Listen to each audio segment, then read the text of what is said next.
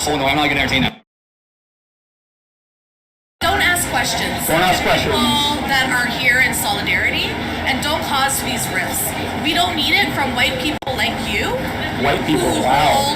Well, you're white passing, so my apologies if you're not white. I got called a monkey today. I got called a nigga today by a white person. Come on, man. Do better. Terrible. Do better. Do better, man. Do better. Nice talking to you. Yeah.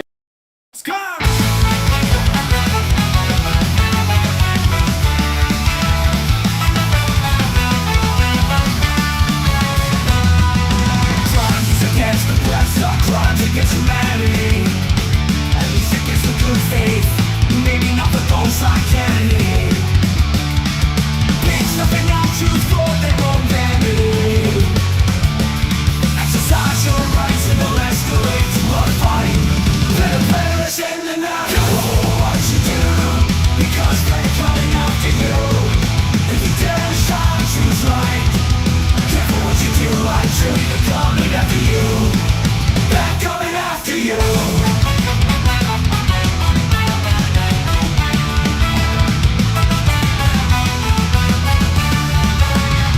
After telling dumb Marine combination, freedom's on. Freedom's on its knees and erasing the guillotines. Suppress the truth by any means.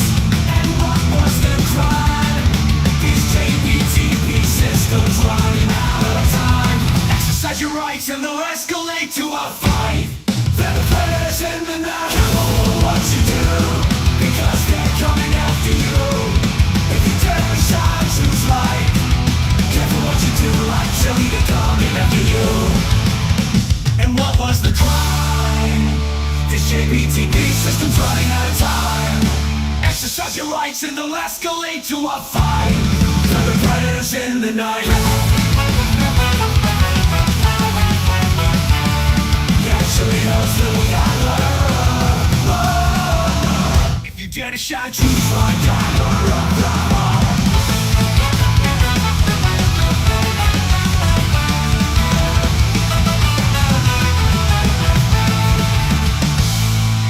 After telling dumb Marika militia back up, back up, back up. Black cop lands you in lockup. After telling dumb Marika militia back up, back up, back up, back up, back up. We need some back up.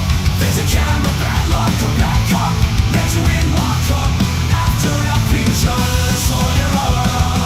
Yeah, chili helps little guys lawyer up from anything. What was the crime? This JPTP system's running out of time. So fresh, true, by every means. Exercise your rights and they'll escalate to a fight. The prayers in the night. Careful what you do, because they're coming after you. If you dare to shine truth's light, careful what you do, like chili, they're coming after you. Like chili, they're coming after. Like chili, they're looking for you. Like chili, they're targeting you. Like chili, they're targeting you. Like chili, they're suppressing you. Like chili, they're oppressing you. Crimes against the press are crimes of impunity. With a million lawyers, it's the touch of real enemies. Just rolling out truth for their own vanity. Free the press to free the oppressed.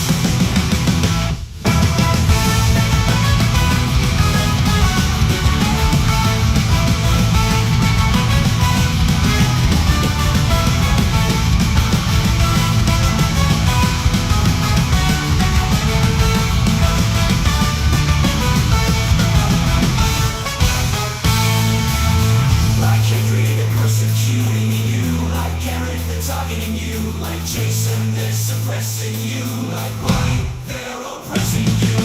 Team DLZ will try to rescue you.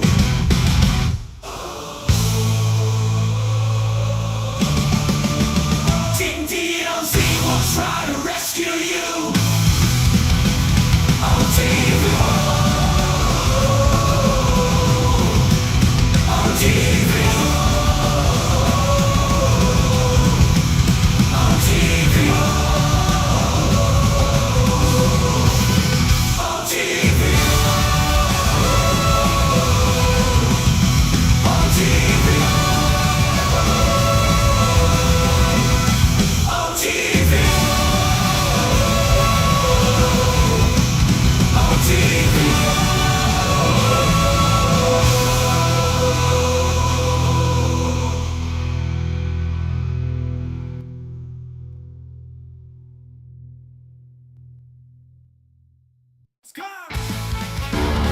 ultimately to control the weather, and he who controls the weather will control the world. A meteorologist warns of weather wars between countries. That's new from Newsweek.com. A meteorologist has warned of potential, quote, weather wars between countries if cloud seeding gets out of hand. The Newsweek report then states, quote, the Dubai floods act as a stark warning of the unintended consequences we can unleash when we use such technology to alter the weather. The report continues. Additionally, we have little control over the aftermath of cloud seeding, where exactly it is going to be raining effectively, using techniques such as cloud seeding to bring much needed rainfall in one area can cause flash floods and droughts in another. Let's stop there for a moment. Just cloud seeding? Really? Just small single-engine propeller-driven planes with a few flares on the wings that can only manage to distribute a few kilos of materials into the skies at best? That's it? Did the U.S. military decide to never again use its 4-engine massive cargo planes to do weather warfare like they did so effectively with Project Popeye in Vietnam? And of course, now we have much more capable 4-engine jet tankers like KC-135s that can carry up to 100 tons of material in a single payload. Please look up. The most recognized geoengineer, Dr. David Keith, has many times stated on film and on the record his proposals for climate engineering, putting tens of millions of tons of geoengineering nanoparticles into the atmosphere annually. Materials like aluminum, barium, strontium, manganese, polymer fibers, graphene, the list goes on. Are we to believe that that can be done with single-engine propeller-driven planes that can carry a few pound payload at best via the use of flares on the wings? Localized, small-scale weather modification operations are used as a smoke screen to mask the exponentially more massive global climate intervention operations. This has always been the case.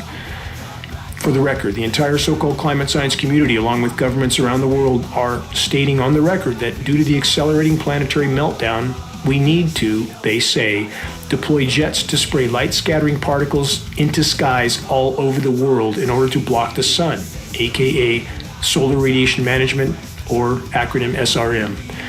But governments and militaries would surely tell us.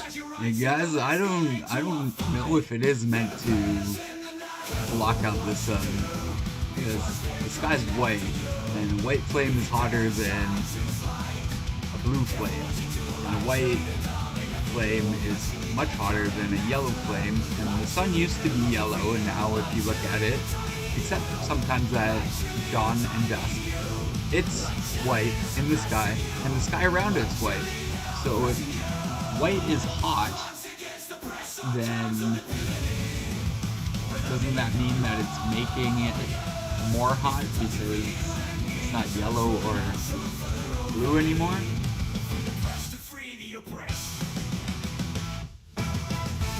So come to your own conclusions, right? Don't just trust Dane or anyone. Before doing anything this drastic, wouldn't they? Well, who in the world could possibly believe that the criminal cartels known as governments all over the world, not siding with any of them, would ever admit to anything they do at this point? No, they won't. Denial to the brutal, bitter end, and sadly, far too many in populations remain all too willing to embrace their denial, eyes wide shut, till the moment of impact, which draws near. On that note, this question: is World War III just beginning? Or in fact, has it long since begun and is ongoing in our skies and in many other forms on the ground? How many have no interest in the truth of what is actually occurring and why? Of who is actually pulling the strings and has been for longer than most dare to face? Newsweek then goes on to backtrack and downplay the Dubai deluge as being the result of anything they just stated. Nothing to see here. Move along. And whatever you do, don't look up. This is Dane Wigington. You're listening to the weekly installment of the commercial-free, non-political Global Alert News Report, the end of the world as we know it broadcast, brought to you by geoengineeringwatch.org, the largest and most visited website in the world and the subject of climate engineering operations, aka weather warfare. Reaching a critical mass of awareness is the only way forward in this fight. We must reach a critical mass by starting a conversation on the climate engineering issue that leads people to a credible source of data. Geoengineeringwatch.org will continue all of our efforts to be the go-to source on covert climate engineering operations. Start a conversation on climate engineering with Geoengineering Watch awareness-raising materials available on our homepage. If we can fully expose weather warfare, so many other truths will be forced to the full light of day with it. Moving on, and why does Dubai get the spotlight when such events are unfolding and accelerating all over the world? Oil and money. More on the Dubai scenario and the attempt to cover it up. From MSN.com, intensified rainfall and urban chaos. Dubai's cloud seeding program backfires with flooding. The United Arab Emirates, recognizing its vulnerability to water scarcity, initiated cloud seeding in 2002, striving to secure its water resources. However, the technology has shown its double-edged nature as the absence of sufficient drainage systems in many areas has facilitated the current flooding crisis. They continue. Recent events suggest that the embrace of this technology has not been met with the necessary infrastructure adaptations to manage excessive rainfall. In an ironic twist, the very interventions designed to sustain the nation's water supply have now inundated its cities. The dilemma faced by the UAE is emblematic of the broader challenges associated with, wait for it, geoengineering. The MSN report continues with this. As nations worldwide explore innovative technologies to combat environmental issues, the interplay between human intervention and natural systems becomes increasingly complex. Again, really? Just quote complex? Here's a more on-the-mark definition. Unimaginably destructive, devastatingly destructive. And before I forget this very important, very good news update, as Geoengineering Watch has posted with a short video report on Tuesday of this week, Tennessee is now the first state to make climate engineering operations illegal in their airspace. The courageous governor of Tennessee has now signed into law legislation that bans any form of climate engineering in their skies. The Tennessee bill should be used as the template for all other states to follow. It has and is raising desperately needed awareness of the ongoing climate intervention operations, exactly what the powers that shouldn't be don't want.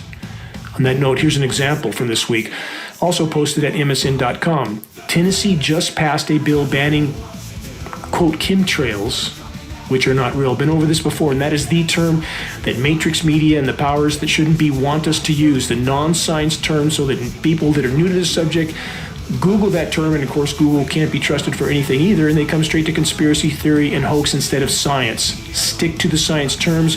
We're playing chess. We need to play effectively and efficiently. This MSN report then says several witnesses who testified before the Tennessee legislature cited debunked conspiracy theories. Debunked by who? Where's the fact? Show me one fact, MSN. Theories that speculated about secret government geoengineering programs, according to, Scott Banbury, conservation director of the state's branch of the Sierra Club, an environmental organization. Their claims were troubling, he said. The Sierra Club's disinformation actor, Scott Banbury, continued with the statement, quote, as a serious environmental organization, if what was in the bill, geoengineering, was actually going on, we, the Sierra Club, would be calling for a stop to it, he said. It's not happening, end quote. Went over this partly last week, but this needs to be repeated. Mr. Banbury, what a relief. We can all go back to keeping our eyes wide shut and ramming our heads as far in the sand as we can because Sierra Club's Scott Banbury says geoengineering isn't so. For the record, the so-called Sierra Club, like so many other self-proclaimed environmental organizations, continue to play the part of absolute hypocrites by not only ignoring the single most destructive human activity ever deployed by the human race, environmentally speaking. So far, nuclear cataclysm could come next, but actually flat out denying climate engineering without a single shred of fact to back up their criminal denial. All protecting their 501c3 nonprofits. And we know this to be true because our attorneys at geoengineeringwatch.org have spoken to attorneys from every major environmental group, and that's exactly what they were told off the record. don't want to lose our nonprofit status. So therefore, let's ignore the single most environmentally destructive factor of all. Total hypocrisy. Is our government and other governments, are they any different than the Sierra Club? Not so much. No matter how many times the U.S. government and its matrix media mouthpiece lie and deceive the masses, and no matter in how many ways, all that the criminal cabal in Washington has to do is start pumping up the false patriotism propaganda, and the freshly scripted batch of lies is yet again gulped down by far too many, mixing in some meaningless political theater all along the way, right? Back to Dubai. And then comes the far beyond draconian Dubai PR damage control campaign. This is part of the cover-up end of this story. Consider this next headline on Dubai from the UK Independent. Storm warning. It is illegal to post, quote, irresponsible pictures of storms online, Dubai authorities say. From this UK Independent report, posting negative images or rumors about the recent flooding in the United Arab Emirates could be punished under the country's cybercrime laws. The report then says it is illegal to post pictures of storms online. Authorities in the United Arab Emirates have warned. Posting negative images or rumors about the recent flooding could be punished under the country's cybercrime laws. The Interior Ministry said damaging the country's reputation online is punishable by imprisonment and a fine of up to 1 million Emirati dirhams, that's their currency, I guess, which is the equivalent of 189,500 euros. That's a substantial sum of money, isn't it? If you post a picture of a storm that mainstream media has stated was from seeding online, that's what could happen to you. Let's add more to this from AY News, that's TV Dubai. It's now illegal to post storm pictures online. Dubai authorities warn again, saying officials said people were, quote, spreading rumors and behaving, quote, irresponsibly on social media.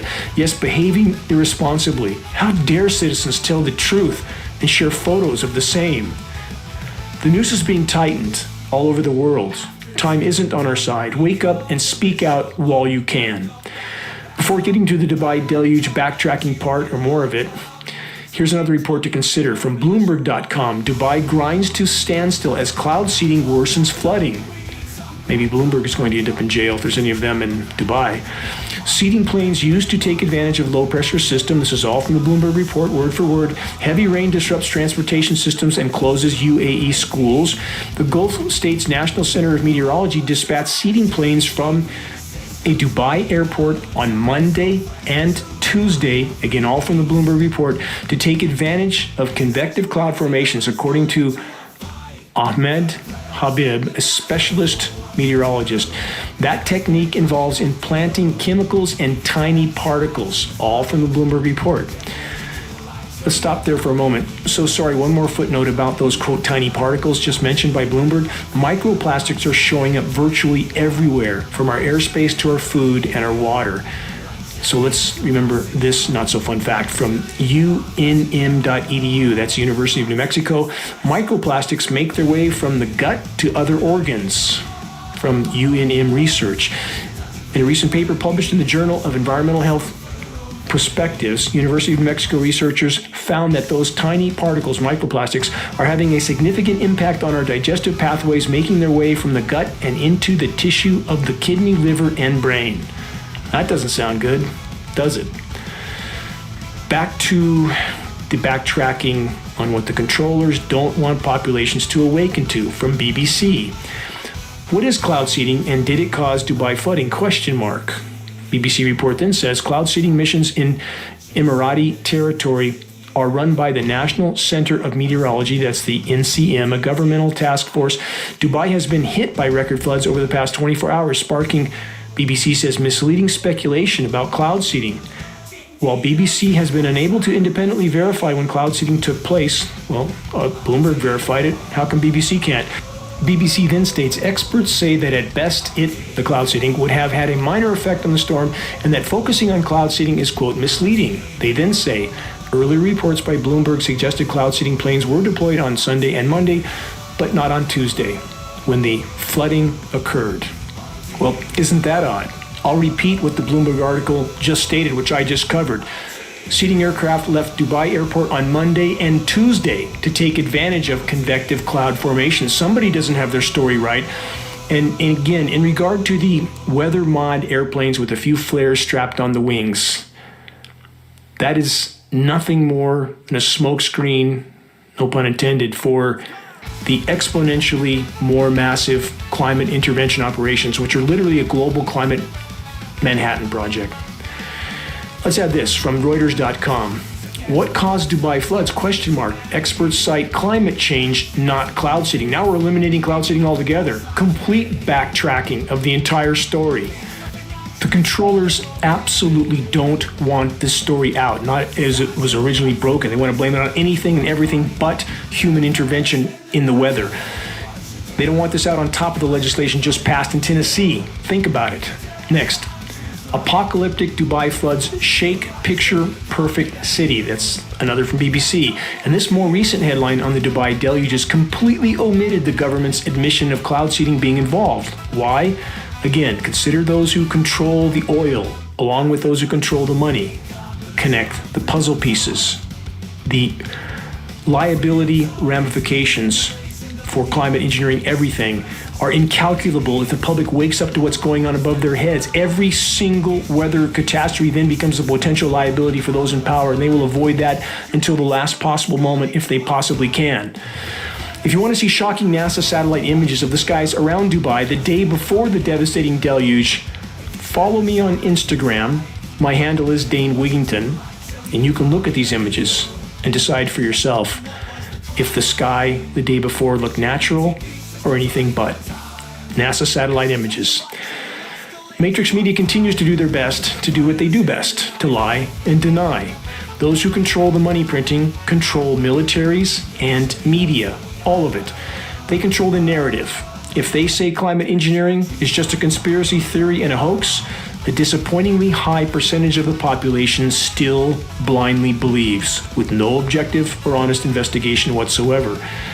Programmed preconceptions, ideology, and conditioned bias. That's what rules the day.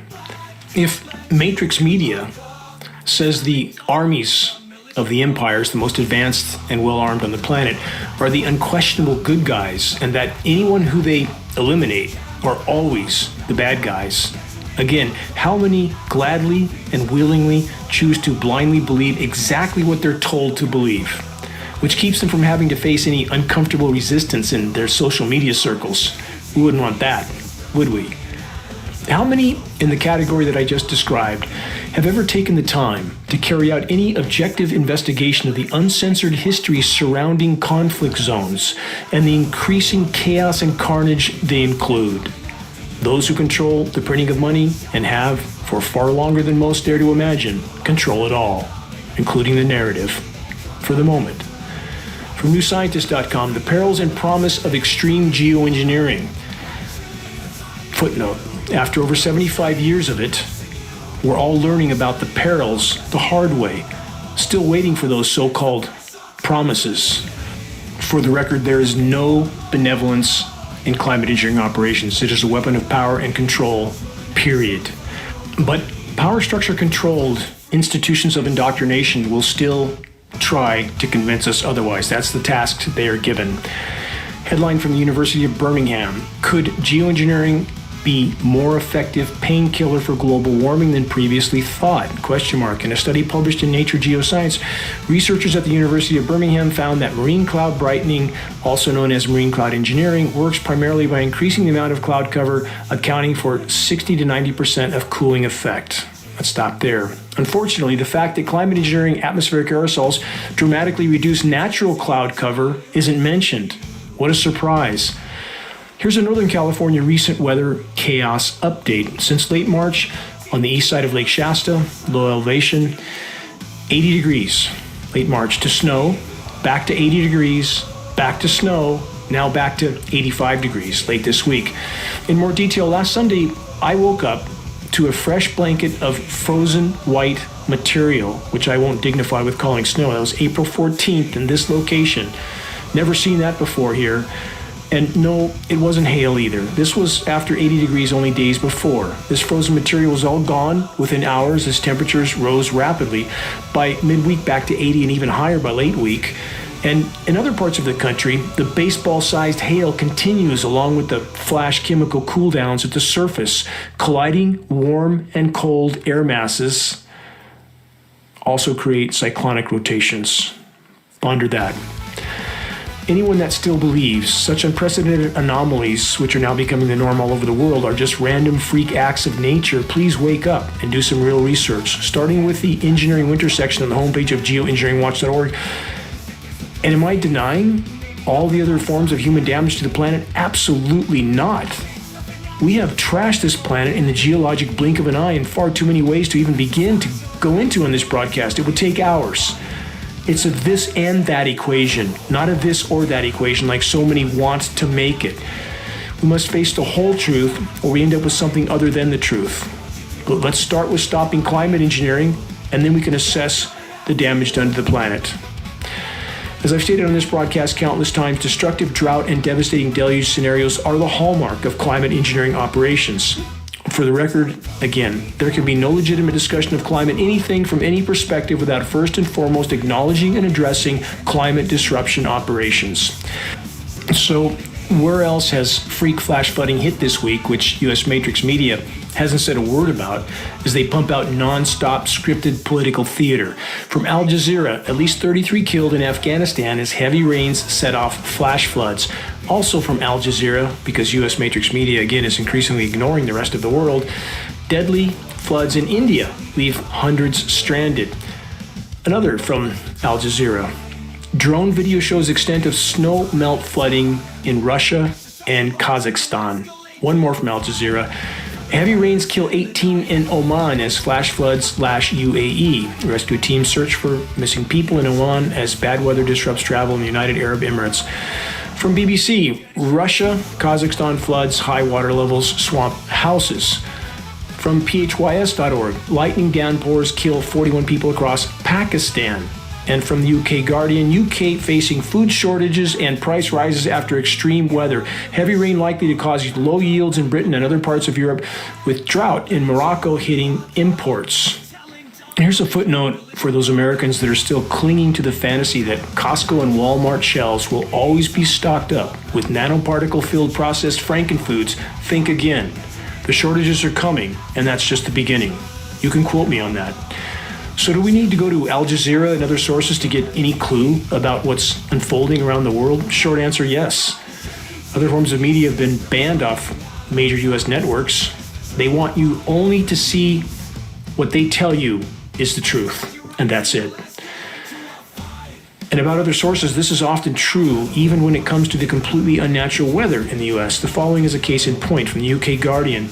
Unseasonal wildfires beset Midwest. Quote, the strangest winter I've ever seen. That's part of the headline. The U.S. Midwest typically... Yeah, something interesting to note about China this winter. We had 40 fires that were still burning over the winter.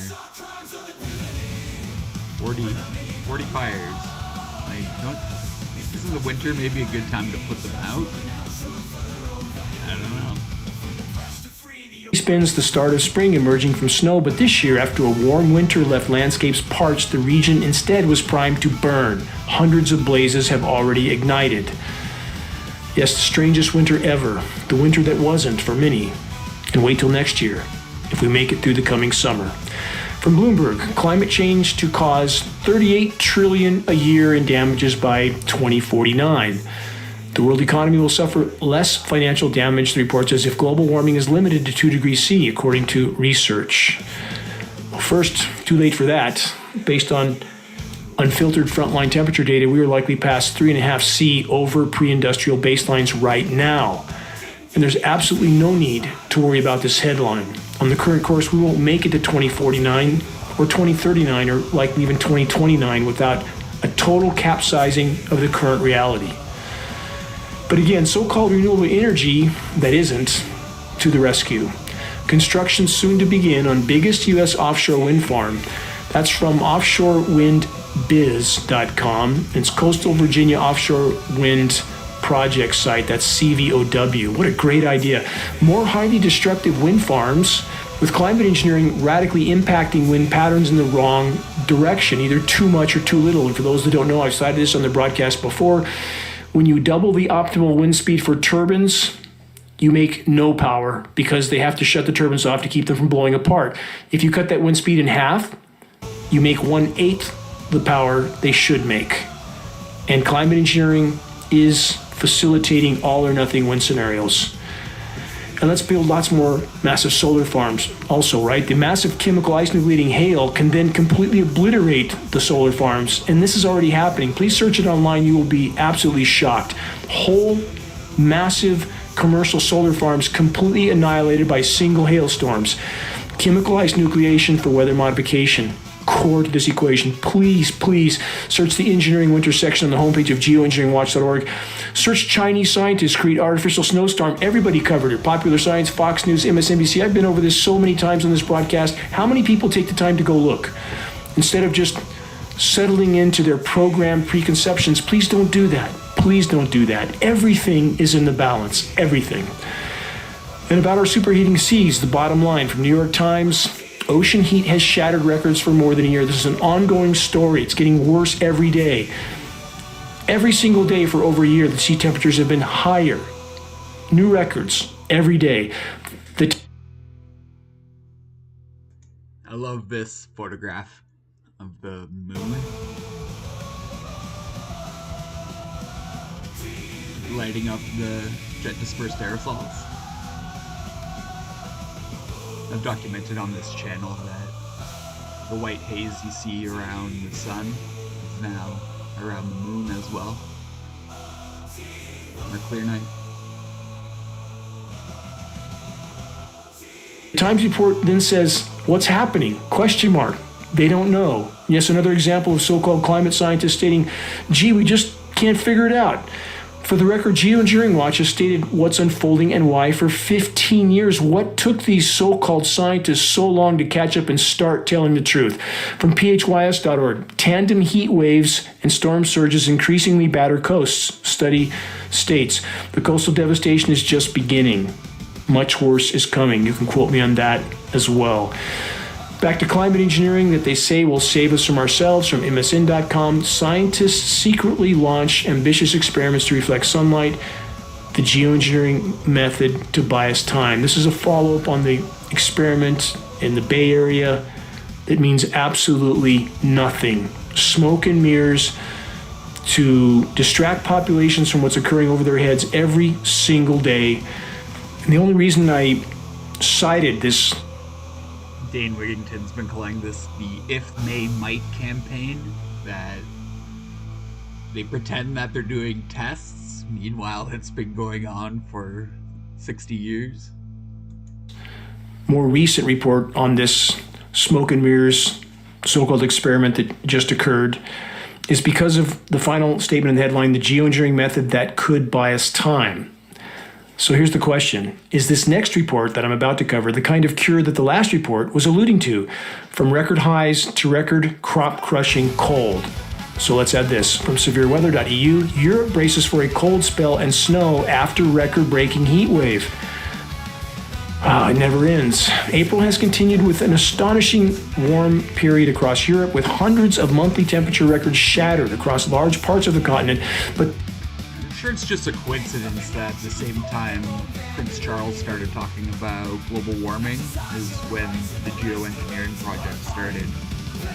100% coincidence. This week, the historic heat wave is coming to an end, and it will be a dramatic temperature change from above 30 C over the weekend into single digits by midweek. On top of it, they say, a sharp cold front will likely bring snow into lowlands across Central Europe and the Balkan Peninsula, followed by an increasing risk of damaging frost. They say from Sunday's 15 degrees C at this level to around negative 5 C by Tuesday, so nearly a 20 degrees C drop in less than 2 days. We can also see that the cold period will extend for at least another week, possibly even longer. They're leading the scheduled weather, period. The severeweather.eu report then says, quote, this will introduce an extreme risk of damaging frost to agriculture and blossoming trees. They say another cold blast is likely to follow the weekend and next week, potentially even lower temperatures and more frosty mornings, which means the potential for damaging morning frost and catastrophic consequences might follow to agriculture. That's what they're referring to. How many times have I cited the same thing happening in the U.S. West and other parts of the U.S.? Everything blooms and buds because of the ever warmer temperatures, and then they're wiped out by flash surface cold, chemical cold, and we know because we're testing this material. Don't eat it. It's packed full of climate engineering elements. Everything we test is. And we do have those pesky peer-reviewed studies which prove there's not an uncontaminated drop of rain on planet Earth, but over that many broadcasts, PFAS chemicals, and not to mention climate engineering elements which aren't tested for. Every single drop of rain on the planet is now considered to be toxic. North Pole, South Pole, Mount Everest, everywhere in between. That's why the PFAS forever chemicals are showing up in everything, including us. On to the South Seas from philstar.com, 24 areas under danger heat classification. This is in the Philippines. 24 areas are expected to experience scorching temperatures of up to 46 degrees C on Tuesday, State Weather Bureau reported. Let's do some math on this. Because if these are the ambient temperatures, this is beyond alarming. The report isn't citing heat index, so we must assume this is ambient temperatures. And if that's the case, then here's the math. 46 C is about 115 degrees Fahrenheit. If, for example, the humidity levels were perhaps 50%, which should be conservative for a tropical island, then the heat index, according to the National Oceanic and Atmospheric Administration heat index calculator, would be about 172.5 degrees. That's the feels like temperature. Again, I'm only citing the temperatures in this report and providing a figure from the National Oceanic and Atmospheric Administration heat index calculator. But whatever the heat index temperature is, we are entering what is known as the wet bulb effect, the feels-like temperatures that are beyond what the human body can tolerate. Look up that term, wet bulb temperatures. Learn more. We are in completely uncharted territory on planet Earth, and it will get rapidly worse from here. You can quote me on that as well. And it's not just the Philippines. From multiple sources, China hits 43.C in April. It's the hottest ever April temperature in China. Nothing on Matrix Media about any of this. More puzzle pieces. First from Japan, this new report from the UK Daily Mirror. Japan earthquake. Yes, another one. Millions on high alert after 6.4 tremor leaves streets piled up with rubble. And the quake was just in time for this. That's what it's leading up to.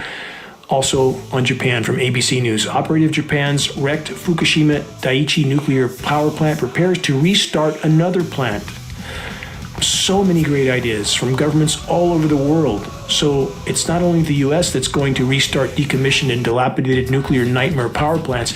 Japan is also going to get in on the action because they have to keep those air conditioners running as the world goes into full-blown temperature meltdown. Let's add some nuclear meltdown to go with it.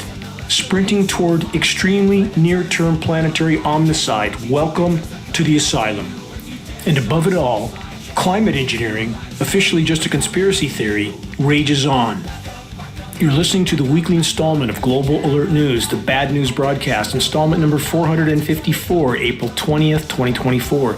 This is Dane Wigington, your host. Global Alert News is brought to you by geoengineeringwatch.org, the largest and most visited website in the world on the subject of climate intervention operations known as geoengineering. The commercial-free, non-political Global Alert News Hour is currently being aired on numerous AM and FM stations throughout the country. Recordings of this broadcast can be found on the homepage of geoengineeringwatch.org under the recent column and on the Dane Wigington YouTube channel. Geoengineering Watch wishes to express our deepest gratitude to those that have helped us to expand our reach and thus our voice in this very desperate last-hour effort to sound the alarm. On that subject, if you're on our email list, please put us on your email contact book so that our mailouts don't go to the spam files. Please help us to share the groundbreaking documentary The Dimming, which fully exposes the climate engineering atrocities, now with over 10 million views. And thanks to each and every individual that helps share this documentary to reach that level.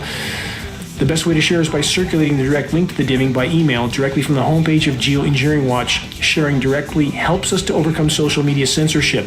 When viewing our YouTube of The Dimming or Global Alert News or any other Geoengineering Watch video on YouTube, please subscribe, share, and comment, all of which helps us to circulate critically important data to a much wider audience. How do we reach those that still aren't looking up? Here's one way. By starting the conversation with Geoengineering Watch awareness-raising materials which can be found on our homepage. Our only goal to provide activists what they need to move this fight forward. Extremely high-quality printed materials, flyers, 20-page fact and photo summary booklets with shocking images. The picture's worth 1,000 words, as the proverb goes, and we pass this material on for less than our overall cost of producing and shipping. Our only goal to win this fight. We have Geoengineering Watch hoodies that go with our Geoengineering Watch shirts. Photos of both are on our homepage. We have scannable business cards and bumper stickers, all effective tools to help strike up a conversation on the climate engineering issue. Reaching a critical mass of awareness on the climate engineering onslaught is the only way forward in this fight. If we can expose it, we can stop it from the inside out. If you're willing to share a picture of yourself with a Geoengineering Watch t-shirt or hoodie, perhaps at the local mall or somewhere busy, please send us your photo so that we can post it as part of our activist compilation, which is now part of our materials page. The images encourage others to make their voices heard in this all-important battle to sound the alarm. And to all those that are steadfastly committed to this must-win fight for all that matters, I want to express my deepest and most profound gratitude. As always, it's our collective efforts that can absolutely still make a difference, even at this late hour. Moving on to more of the fundamental factors on which our collective futures most completely depends, about the Arctic and climate engineering. More bad news from Springer Nature. Radiative forcing geoengineering causes higher risk of wildfires and permafrost thawing over Arctic regions. That doesn't sound good, does it? The report then states, radiative forcing geoengineering is discussed as an intermediate solution to partially offset greenhouse gas-driven warming by altering the Earth's energy budget. Let's stop there for a moment. Think how absurd and insane all of this is, that this simplistic so-called solution to fill our skies with toxic, light-scattering nanoparticles, which completely destroys the ozone layer. Hope to cover more on that next week. Disrupts the hydrological cycle and contaminates everything. What a great idea, right? Not so much. They continue. The three methods are stratospheric aerosol injection, marine cloud brightening, and cirrus cloud thinning to mitigate global temperature rise. However, under our experimentation and designs, the projected Arctic temperatures are higher than if the same temperature was achieved under emission mitigation. The maximum temperature increase under cirrus cloud thinning and marine cloud brightening is linked to carbon dioxide plant physiological forcing, shifting the system into climatic conditions favoring the development of fires. Well, let's stop there. In summary, geoengineering, more overall heat, more fires.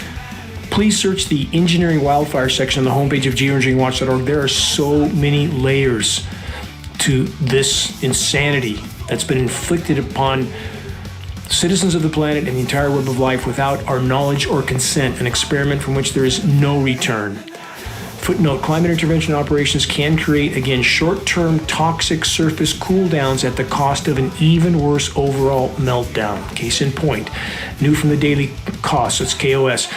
Due to massive ice loss, Greenland's gravity is weakening, which is bad news for the southern hemisphere. From that report, a Canadian senior researcher with the Geological Survey of Denmark in Greenland recently cited on a study in Nature that found the Greenland ice sheet is losing more ice than previously thought. We hear this every week. More reports, it's way worse than we thought. Gee, we didn't know. The total ice loss, about 30 million tons an hour on average. It's 9 or 10,000 tons a second. And that much ice loss is affecting gravity that's weakening over Greenland, and that has an impact on how the ocean is shaped. Greenland is a relatively massive object, and it holds a sort of a permanent tide of water close to it. And so as Greenland begins to get smaller, its gravity begins to get weaker, and that water that holds tight begins to slosh away to faraway places in the world where the gravity isn't weakening. So the upshot is that when Greenland loses mass and dumps ice into the ocean, most of the sea level rise is felt in the southern hemisphere. And on the flip side, when Antarctica loses mass and weakens its gravity, that's when sea level is felt more in the northern hemisphere. Those fun facts that are never talked about on mainstream media. Next, more on Meltdown from MSN.com. Scientists uncover alarming trend following 40 years of snowpack observations. They will be adapting to permanent changes. A new study from Dartmouth College revealed that seasonal snowpacks have significantly decreased in size over the past 40 years across the Northern Hemisphere because of human-driven atmospheric pollution. What part of that equation are they not going to mention here? Many regions are, quote, approaching a critical snow loss cliff. As a result, they report that there needs to be changes when it comes to management of water resources. They continue, by preparing now for these changes and embracing solutions like water conservation and clean energy, we can all do our part to keep winter wonderlands alive for generations to come. Yeah, really. And let's add Santa Claus, the Easter Bunny, and the Tooth Fairy to this equation, because that's how fantasy all of this is. If we just think happy thoughts and buy a solar panel and recycle our plastic, most of which isn't recyclable anyway, something they don't tell us, then we'll all live happily ever after. Except that's not how the story ends. And it's because of this kind of Pollyanna finish on so many articles that people don't understand what's happening, how severe it is and how immediate it is. Because nobody in Matrix Media or the so-called science community is willing to tell the unvarnished truth, and that needs to change immediately because we are out of time. How's the polar ice doing, by the way? Record low mass. The Arctic ice extent is now calculated by assuming that any area of the Arctic Ocean that is 15% slush, and much of that chemically nucleated sea surface slush, we have satellite images to prove that, 15% of slush or more is considered ice pack. Isn't that still 85% ocean? That's how they statistically hide how severe the meltdown is. The mass, the volume, which is all that matters, is at all-time record low North and South Pole. Consider that. Statistical lying in every conceivable arena. And again, consider the temperatures. We've just passed the 10th consecutive record warm month in a row, the 456th or 7th consecutive above normal temperature month in a row. The planet's in total meltdown, and countless forms of human activity are the cause. This is not some coincidental cosmological event. Whatever's going on cosmologically, we have to look at the cause and effect that we know of and can prove. Climate engineering, a core part to this equation, man's attempt to use weather as a weapon and to mask the severity of what's unfolding by engineering chemical surface cooldowns, toxic chemical cooldowns, including massive hail, 80 degrees, snow, back to 80 degrees. How obvious can this be? These are patented processes. Chinese government openly admitted they were doing it about 15 years ago, I believe, until they did $1 billion worth of damage to Beijing, at which time they went underground with this because their population was not very happy about that. Please research, connect the dots. Don't go about your life like nothing's wrong, because so much is about to change. Please help us to expose it while we can still make a difference. More on drought deluge scenarios from king5.com. Department of Ecology declares drought emergency for most of Washington state. Drought deluge scenarios. So while people think the West Coast has had all this rain from all these atmospheric rivers, what do? When this unorganized moisture drifts in, they are aerosolizing it. Too many condensation nuclei, which means the droplets don't combine and fall. They just migrate on. We have day after day of this featureless sky with nothing falling out. They use frequency transmissions, which we can track and have. Search geoengineeringwatch.org hurricanes to see the extreme example of the frequency transmissions and how they affect weather systems. So they blow this moisture apart, and we might have some days where we have 8 or 10 West Coast states covered with largely rainless cloud canopy. Not natural cloud canopy, aerosol cloud canopy. And that's exactly what solar radiation management is about. And that creates drought deluge scenarios. So now we have extreme drought in Washington that most don't know about. Areas of the state, the report says, are expected to see the lowest levels of stream flow on record. This raises serious concerns for fish and other species, according to the Department of Fish and Wildlife. And those stream flows are not only low in water, that water is heating up radically fast. Destroyed ozone layer and surface temperatures in general. We are in truly uncharted territory. More from the UK Daily Mail. more than 30 million Americans could face drinking water crisis as officials find major flaws in U.S. dam. Pipe damage has been found in the Glen Canyon Dam that feeds Lake Mead. Officials said there will not be a spring release of water downstream. Inspectors from the U.S. Bureau of Reclamation found serious pipe damage in the Glen Canyon Dam, which means that there will be no spring water release threatening water supplies downstream. That's a lot of Americans. And we really don't know what's happening here. How could we know? They can say anything they want. They can find any reason they want to do anything they want. That What you do, guess I'm coming at.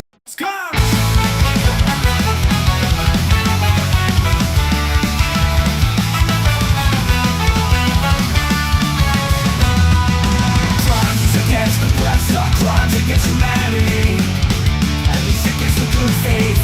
Maybe not for those like Kennedy. Pigs nothing out truth for their own vanity. Exercise your rights and they'll escalate to a fight. Let a perish in the night. Careful what you do, because they're coming after you. If you dare to shine, choose right. Careful what you do, I truly they're coming after you. They're coming after you.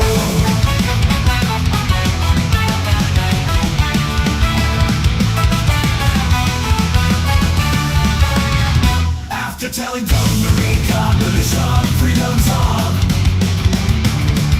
Freedom's on its knees and erasing the guillotines. Suppress the truth by any means. And what was the crime? These JPTP systems running out of time.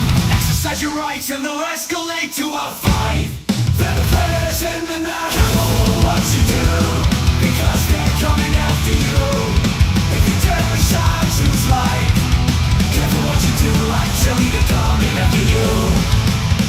And what was the crime? This JBTP system's running out of time. Exercise your rights and they'll escalate to a fight. Further predators in the night.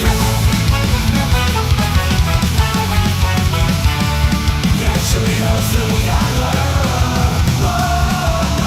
If you dare to shine, choose right, die or run.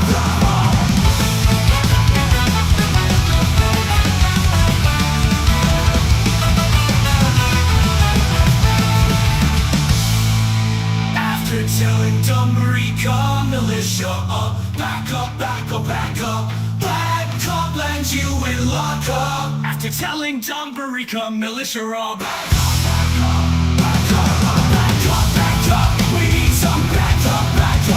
There's a camera, bad luck, back up. Lands you in lockup. After that picture, soldier chili helps little guys order up variety. What was the crime? The JTP system's running out of time. So fresh the truth by every means. Exercise your rights and they'll escalate to a fight. The prayers in the night. Careful what you do, because they're coming after you. If you dare to shine, choose light. Careful what you do, like chili, they're coming after you. Like chili, they're coming after. Like chili, they're looking for you. Like chili, they're targeting you. Like chili, they're targeting you. Like chili, they're suppressing you. Like chili, they're oppressing you. Crimes against the press are crimes of impunity. Without making lawyers, it's the touch of you and me. Just rolling out truth for their own vanity. Free the press to free the oppressed.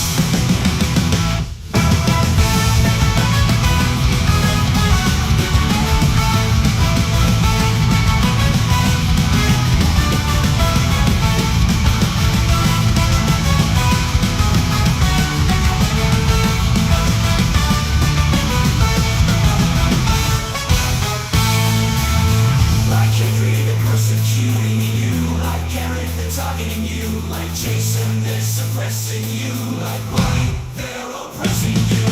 Team DOZ will try to rescue you.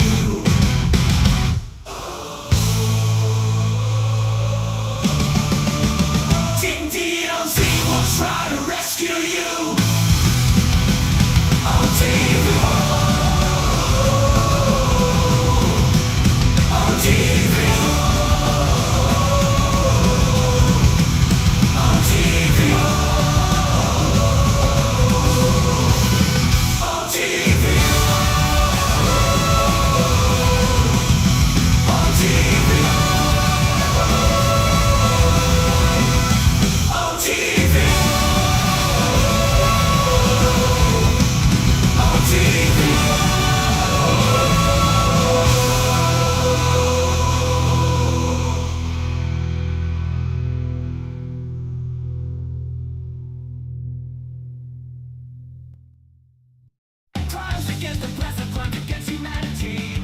That's how it works.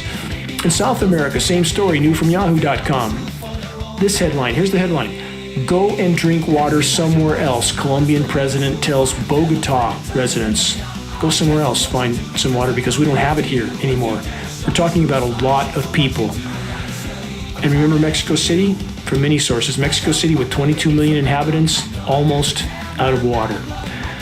From MSN.com, parched and shrinking.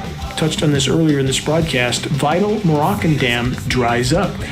Morocco's second largest reservoir that serves some of its major cities and has been central to farm irrigation is drying up, according to satellite images analyzed by the BBC. Drought deluge scenario, the single greatest hydrological cycle affecting factor is climate intervention operations, period. Please search the engineering drought section on the homepage of geoengineeringwatch.org. We have stated this on the record since the beginning of our existence at geoengineeringwatch.org, and now it has reached a level where it is nearly impossible to hide. And the continued denial of these operations and their catastrophic effects by the so-called climate science community is far beyond criminal. Same with the media. Are not all of them accomplices in this crime of planetary omnicide? I'll leave that up to the listener to determine. Let's put this into the puzzle. From Money Talks News, thousands of U.S. cities could become ghost towns by 2100. Study says, no, we need to worry about 2100 again. We have nowhere near that amount of time. But they say a new study forecast that by 2100, nearly 30,000 U.S. cities, 30,000 cities, could face population decline due to climate change, listen carefully to this, or efforts to mitigate it. What does that mean? 30,000 cities abandoned by efforts to mitigate climate change?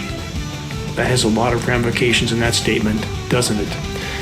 What about this from UK Guardian? EPA has limited 6 forever chemicals in drinking water. What a relief. Safe drinking water now. Oh, but there's the other 15,000 PFAS chemicals that they don't address. They address 6, but they forget about 15,000 more. Think about that. Human insanity and agencies that are not there to disclose threats to the public, but they are to hide them. I've said this on so many broadcasts, I could never remember how many. Take all this in. Understand where we're heading at blinding speed. And yes, the flashing light and blaring horn you hear is an oncoming train. From InsideClimateNews.org, should toxic wastewater from gas drilling be spread on Pennsylvania roads as a dust and snow suppressant? Question mark. Report says highly saline wastewater containing proprietary drilling chemicals. What might those be, as well as benzene, arsenic, and radium-226 and 228, both radioactive isotopes. Yeah, let's spread that all over the roads where it can run off into waterways and eventually drinking water. What a great idea, again, from the so-called officials, official agencies, climate scientists. This is what they're doing while everyone's going about their business with beer, football games, and political theater. We have to wake up. We don't have much time. On to the dying seas, which happens when they superheat, are acidified, and poisoned, as I just mentioned. Next from MSN.com, California coast salmon fishing shut down for second year due to population decline, just the beginning. Everything's dying in the ocean. Salmon, whales, forager fish, everything. This report then says the salmon population's recovery isn't expected till around 2026 or 2027. Good luck with that. Be lucky if anything is left by then. From AccuWeather, 6 rare sawfish deaths in 7 days have scientists baffled amid bizarre Florida fish behavior. They just can't figure it out. They say there's no concrete, conclusive proof of what's happening, and yet it's still to be determined, which is, quote, quite terrifying, said Greg, I don't want to try to pronounce his last name, a lifelong diver in the Florida Keys. He said if it continues, it's going to be the end of this ecosystem as we know it. It's still a mystery, they say, as to why the sawfish have been dying in record numbers. Why is it a mystery? When you have water temperatures of 102 degrees, you have toxic seaweed everywhere that emits hydrogen sulfide, you have oil spills in the Gulf, Corexit, which was 52 times more toxic than the oil itself, but they used it because it hid the problem. I could go on and on and on. There's no limit to human insanity, and for people to pretend that they can't understand why everything's dying is absolutely beyond mind-numbing. From Yahoo.com, Scientists create new warning system after unimaginable coral mortality event. They say we are entering a new world. That's an understatement. They say for years, the United States National Oceanographic and Atmospheric Administration has categorized coral reefs as 5 levels of concern, from no stress to most threatened.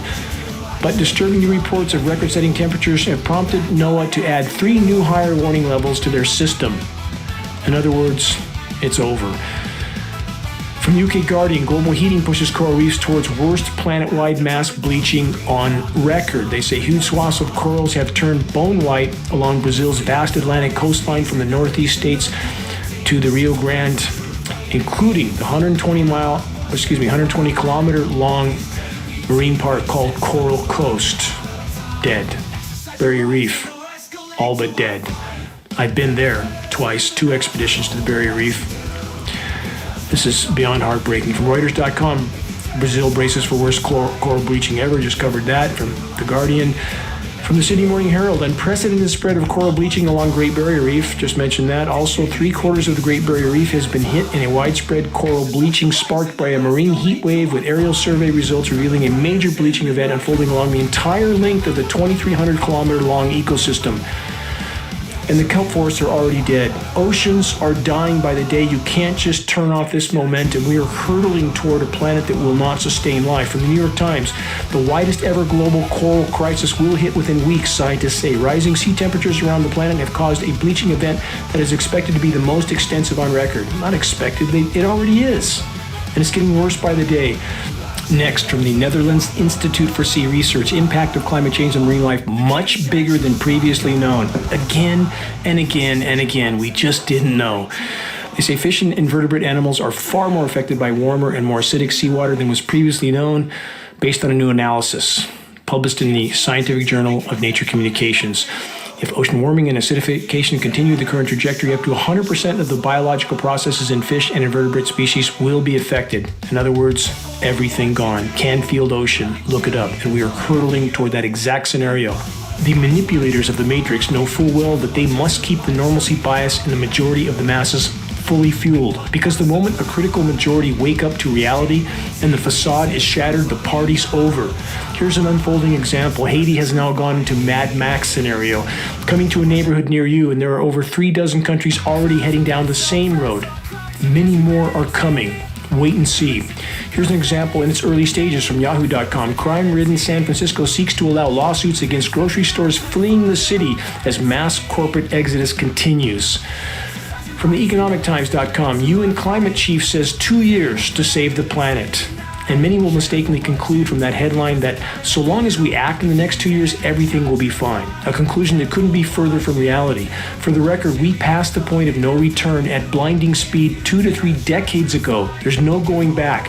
The question now is, again, will anyone survive what's already unfolding and accelerating? To be clear, a nuclear war isn't needed, though that is likely on the menu also. Even if all human activity and destruction stop today, impact is still inevitable. It can't be stopped, only further accelerated by even more doubling down on what got us here in the first place. So where do we go from here? Consider this new headline from the UK Guardian. No birdsong, no water in the creek, no beating wings. How a haven for nature fell silent. The article is about a man who has recorded the sounds of nature for decades, the calls of countless forms of life that are now silent. This report struck a very deep chord with me. How well I know this story, because I've lived it.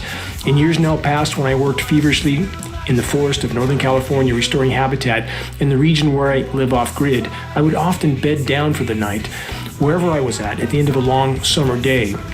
Within the first faint glimmers of sunlight, sleep was no longer an option, as the forest was alive with countless singing birds of various species. It was life. It was miraculous and beautiful. And so I would begin another day in the forest with all of these bird songs ringing in my ears. And it grieves me to the marrow to say that they are all but gone. And the few birds that remain, struggling to survive, are generally silent. They sing no more. There are very few insects remaining. The predominant trees of western North America, the Douglas fir, are all in various stages of decline or already dead. All other species are struggling and also declining. Fungal diseases are epidemic. Toxic rain kills soil microbiome and root systems. The forest die-off follows. The beetles, on which everything is blamed, are only a symptom. I now weep when I walk through the wild where my silent sentient friends struggle to endure it all. Why and how can so many be so blind? In such moments, I reach for and cling to principles, rules for life and living that I've tried my best to adhere to since the age of 14. Among these principles, this, that we must always remember what is in our control and what isn't, what we can truly call our own and what not. The following words were spoken nearly 2,000 years ago by the Stoic philosopher Epictetus. His writings crossed my path when I was very young.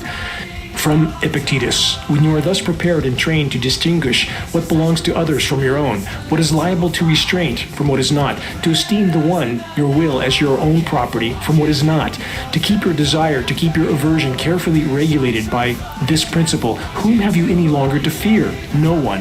For about what should you be afraid? About what is your own, which consists of the essence of good and evil? And who has any power over this but you? Who can take away your will? Who can hinder you in this regard any more than God can be hindered? But are you afraid for body, for possessions, for what belongs to others, for what is nothing to you?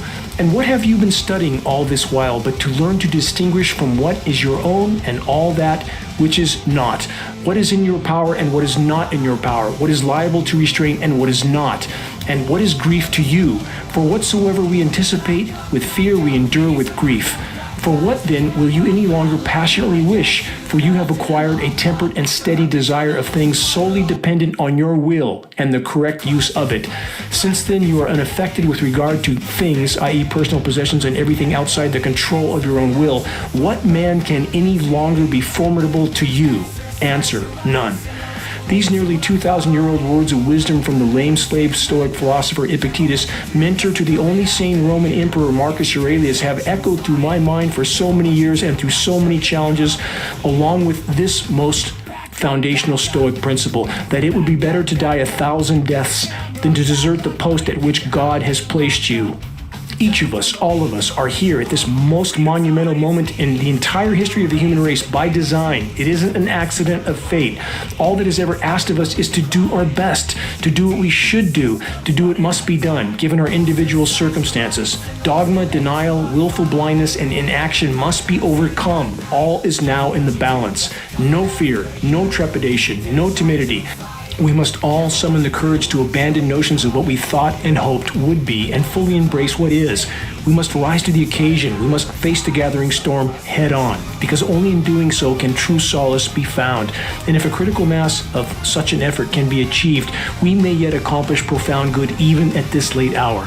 Check the activist suggestions link on the homepage of geoengineeringwatch.org for specific instructions on how you can help to move this fight forward. Please, while you can, and in any peaceful and productive way you can, make your voice heard. Make every day count. Stay strong. Never yield to the insanity, ever. Until next week, this is Dane Wigington from geoengineeringwatch.org.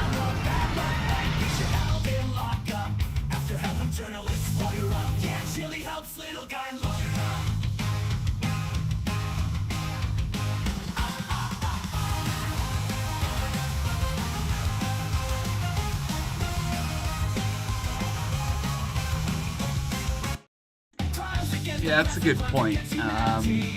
Is civilization the problem?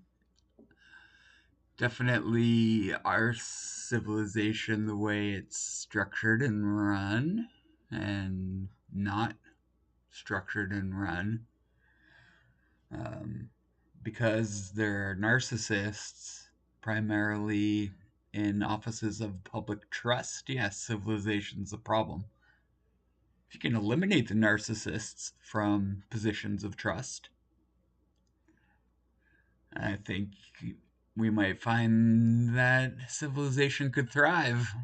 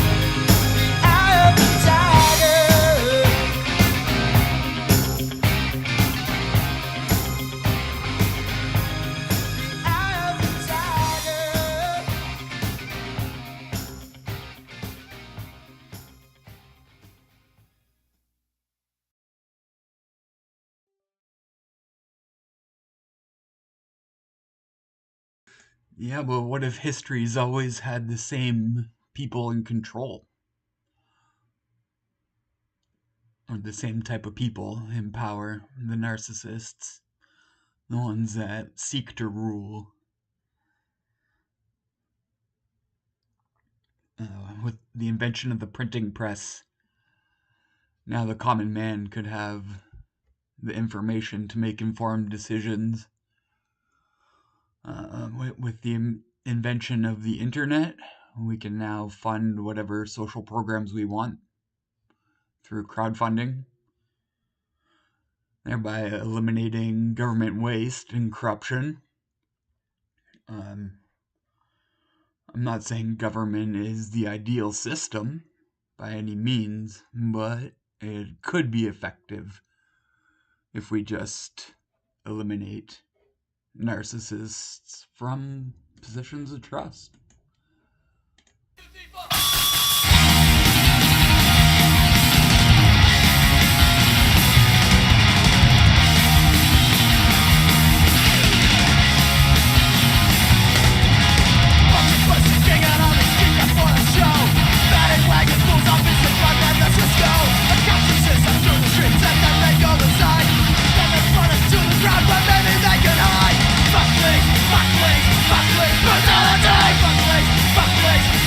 Brutality!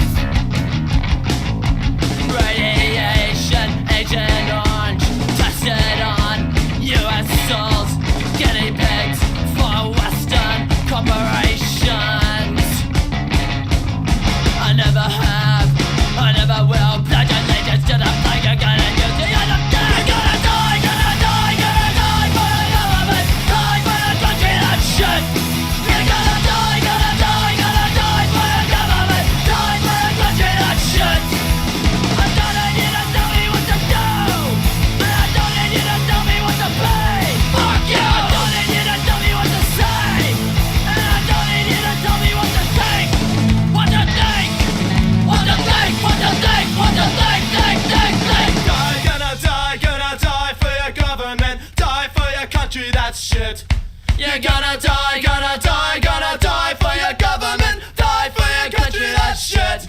You're gonna die, gonna die, gonna die for your government, die for your country, that's shit. You're gonna die, gonna die, gonna die for your government, die for your country, that's shit. You're gonna die, gonna die, gonna die for your government, die for your country, that's shit.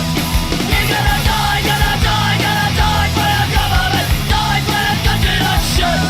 You're gonna die, gonna die, gonna die for your government, die for your country, that's shit.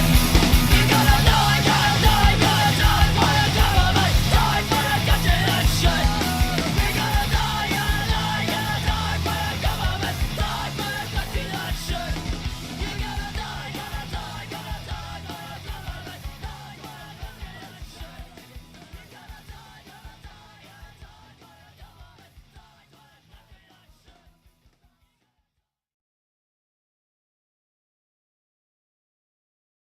government, die for your country, that's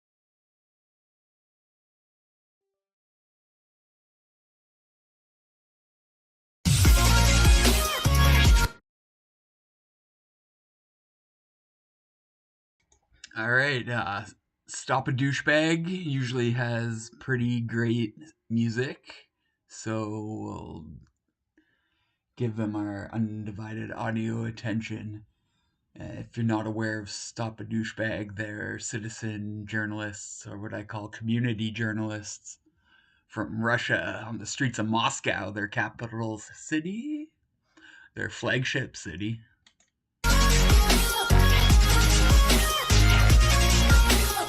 Вы ничего не перепутали?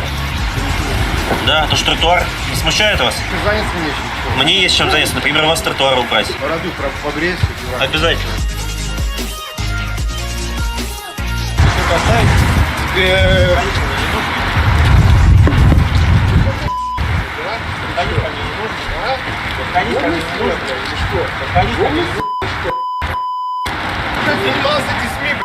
Собой займитесь. Наклейку подготовьте, пожалуйста. Вы машину убираете, я спрашиваю. Наклейку клеим сюда. Клей, клей, клей.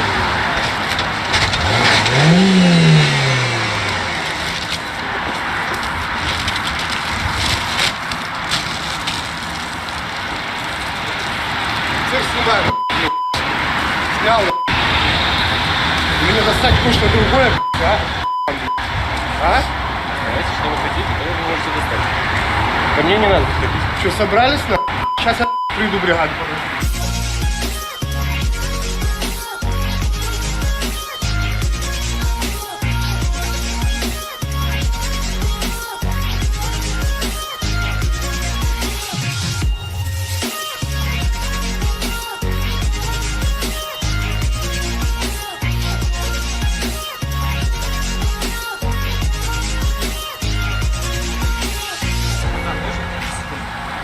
Ручками меня, пожалуйста, не трогайте. Ручками не трогаю. Ручками меня, пожалуйста, не трогайте. Пожалуйста, дистанцию соблюдайте. Можно Соблюдайте. поговорить? Дистанцию, пожалуйста, соблюдайте. Поговорить не хочешь, что ли? Я вас слушаю. Внимательно. Не при людей. А что с микрофоном-то?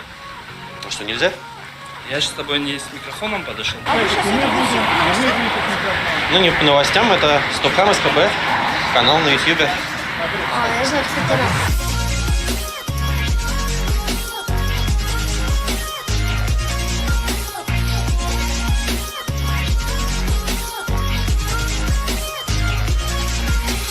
Здравствуйте. По тротуару двигайтесь. Припарковались. Почему? По тротуару. Почему? Почему здесь Вот у меня тот же вопрос, почему? А почему вы взяли, что здесь тротуар? Согласно ПДД, А что там написано? что это тротуар. Представьте себе. Что написано в ПДД? Вы водитель? Ну, если я за рулем. Ну, значит, вы знаете, как определяется тротуар у нас? Ну, вы мне сейчас сказали, что я двигаюсь по тротуару. Да. Правильно? Почему вы делали такой вывод? Потому что это написано в ПДД. Что написано? Что я двигаюсь по тротуару? А вы не Так, знаете, как определяется тротуар как Ну, водитель? вы сейчас ко мне подошли и что-то мне Да. предъявляете, правильно? Я вам не предъявляю, я вам говорю о том, что вы двигаетесь по тротуару, прошу вас это не С чего делать. вы делаете такой вывод? Мы с вами начинаем повторяться. Точно. Потому что Да, вы не потому отвечаете что на это вопрос. тротуар. Я вам ответил. спрашиваю, с чего вы делаете такое? Где написано? Вы можете процитировать ПДД? Глава 1 ПДД. Что там написано? У нас с вами не ликбез. Вы что у либо нас с вами? убираете автомобиль, либо получаете наклейку. Получается, вы сейчас где Как заставляете? приехали, так и уезжайте. Устраняйте свое правонарушение так, как вы его совершили. правонарушение? В том, что вы двигаетесь по тротуару. Почему двигаться место назад к вашим подниманиям мостика. Наклеим, клеим. Мне надоело это.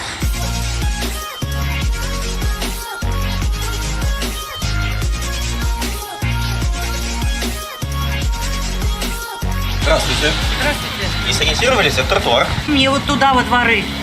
Проезд а я за вами. оттуда ехала. Ну, прекрасно, проезд за вами. Где за мной проезд? Вот вы с него сейчас повернули налево.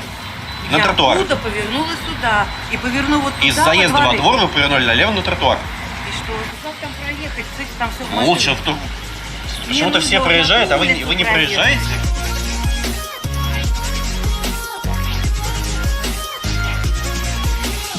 Здравствуйте. Вы далеко собрались по тротуару? А? Далеко, говоришь, собрались по здесь тротуару? тротуар мне. Где? Вы на нем находитесь. Подожди. А вы куда поехали-то, мужчина? Вы куда едете-то? Вы куда едете-то, мужчина?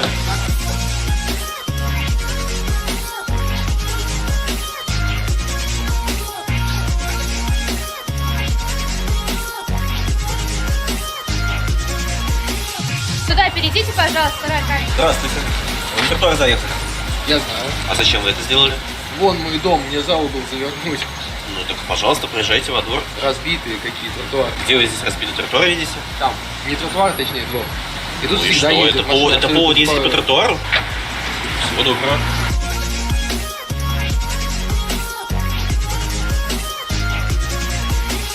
Полицию вызываем, они разбираются. Стоим на месте. Вы сбили людей на тротуаре, перевезли на другую сторону улицы. Двое человека на капоте были. Ты не мог остановиться? Я остановился. И что дальше? И поехал с пассажиром. Я еду на вызов. Ждем ГАИ, ДТП случилось. Где ДТП? Покажи. На той стороне, на две камеры это все писалось. Все, мужики, все. Машину глуша. Почему вы машину трогаете? Я не трогаю, я здесь стою. Нет, не отойду. Вы не трезвый, что ли? Он не трезвый, он пьяный здесь вообще. Да в чем дело? Дело в том, что он ехал не по правилам, нарушил их, сбил двух пешеходов на тротуаре. Я никого не... На две камеры писалось, на вызов они едут. Кто не трезвый на работе? Я вообще не работаю. А на какой вызов? Кто еще едет? Он один, водитель на вызов едет. Классно. Нельзя так ездить. Просто А нельзя. как объехать? Никак не объехать. А как, если У тебя нет мигалки, вот ты не Хорошо. можешь отступать от правил дорожного движения. Я не Ты отступаю. машину заглушил? One thing I love about people who, you know, have these petty crimes of self-entitlement, like driving on the sidewalk, or parking on the sidewalk, or in Toronto, riding your bike on the sidewalk, because sidewalks here in Toronto are not very wide, and there's bike lanes, and you can ride on any road in Ontario with your bike. But anyway, dealing with these people, as I have, and you can see a little bit of what I've done published, like 1%. Dealing with these people, they always try to make excuses and also ask you what they're supposed to do. Like, you're the professional driver, or you're the professional construction worker, or whatever, and you're asking me what to do to stay within the confines of the law while you're performing your job. Most people don't want strangers to tell them how to do their job. But when there are these petty tyrants like this, I don't know, maybe they're just so vacant that they're willing to accept any input, or that their only thoughts come from input, perhaps. NPCs? Глуши. Зачем? Глуши. Попытаешься уехать, я тебе Я говорю. никуда не уезжаю. Успокойся, мы сидим, греемся. Греемся. Уже согрелись. Да, один-то согретый, хорошо. Представляешь, ты перевез людей с одного тротуара на другой, на капоте. Обязанности водителя при ДТП какие? Ты должен остановиться. В машине, кстати, был еще один гражданин этой же самой аварийной службы, он сейчас отошел. Он не пьян. управлял. Ну, он пьяный был, они просто вместе. Просто вместе. Так что, если что, мужчина ехал не один. Они, скорее всего, пьяные сидели, бухали, дернули на вызов. Поэтому нужно это на свидетельство на 100% проводить. Он реально... Ну, разберем. Сбивает толпу. Ну, рассказываю, как было, как очевидец. Сбивает толпу, везет на капоте, переезжает с той стороны, разрезая потом. С той стороны и привез их сюда. Скоро сказали, либо госпитализация, точнее в больницу, чтобы сделать снимок и все, либо в травмпункт по месту жительства. Коленка. А кто второй на капоте-то ехал? Вот, документы оформляем в рабочей форме, в рабочее время, на рабочей машине. А в вы нетрезвом знаете, что состоянии. я на работе? Ты же в рабочей форме, на рабочей машине. Ну и что? Ну что, значит, по личным делам ты на рабочей машине подъезжаешь? Все вопросы к адвокату. Он тебя не отмажет. Не отмажет. Ты зря так думаешь. Знаешь почему? Потому что правда за мной. И это все снято на видеокамеру. Смотри, сотрудник пьяный на рабочем месте, вот мусорит, подбери бычок. Кто за тобой должен его убирать? На тебе, твой же бычок. Кто за тобой должен убирать? Я сам уберу. Ну так а что ты кидаешь-то, мусоришь? Ну, Что ты мусоришь? Это город, в котором ты живешь. Нельзя срать там, где ты живешь. Такие люди должны нам помогать. Сбивают людей на тротуаре, возят на капоте. Дальше, лейтенант, Да. его придували. А он трезвый. Придували или нет? Нет.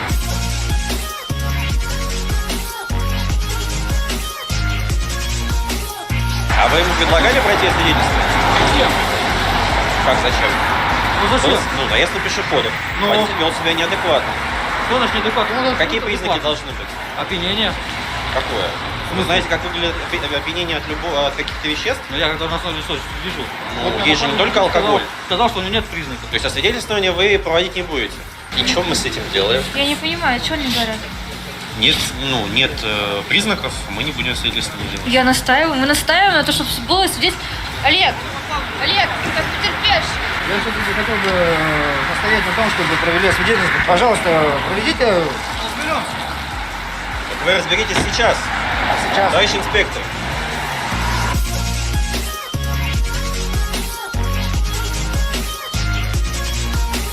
Здравствуйте, я хотел бы оставить жалобу на сотрудников полиции о бездействии. На меня был совершен наезд на тротуаре. Да, не оформили, но мое заявление по поводу освидетельствования водителя они отказали и уехали. Здравствуйте. А что вы здесь делаете на тротуаре? Расскажите, пожалуйста. Что, стоп-хам? Конечно, стоп-хам СПБ. Ну, Еду домой. Ладно, домой, всё. по тротуару, мужчина. Я уже ну еду как же обратным так? ходом. Все. Аккуратно, смотрим Респект по вам, зеркалам. ребята. Спасибо большое. Не Не ожидал. делайте так больше. Адекватная реакция водителя, понимая, что нарушил, извинился, сказал, больше так делать не буду и уезжает. Вот почему все не могут так? Здрасте, а что вы на... Proper is, I think, a good term, and there are many people who act improperly. If you do decide to pick up a camera and enforce public order, know that probably around 100 or 1 out of 100 people will be capable of violence towards you for pointing out their douchebaggery, their комство. на тротуаре делаете? Повернуть к дому надо. Так это же не по тротуару надо делать, а по проезжей части, поворачивать к дому, правда? Как я в хлебный магазин заехал. Классно, рад за вас. Хлеб у вас теперь есть. А знаний и правил дорожного движения нет. Здравствуйте, пожалуйста. А Здесь не запрещено ездить. А что это по-вашему? А почему вот машины подъезжают, здесь колеса меняют, вон грузовик Нельзя. Кто Только вам для сказал? погрузки-выгрузки. Кто вам Правила сказал, дорожного что нельзя? движения. Кто вам Пункт сказал, что 9.9 правил дорожного движения гласит, что кроме погрузки и выгрузки движение транспортных средств по тротуару запрещено. Поэтому аккуратненько. И если хотите домой, то либо по проезжей части, вот на улице Краснопутиловской, либо по дворам. Пристегивайтесь. Господи, кто же вам водительское-то выдал? Потихоньку, не торопитесь.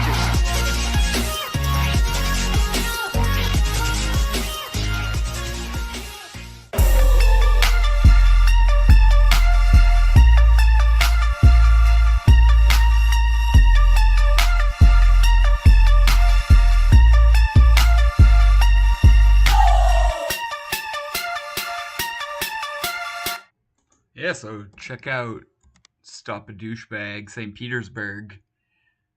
And not as good as the Moscow Crew with Kirill, but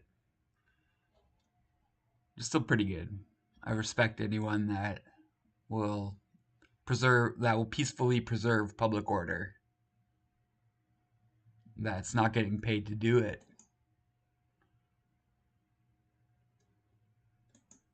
Like our next story here, Town creates militia. I'm watching it for the first time too, with you.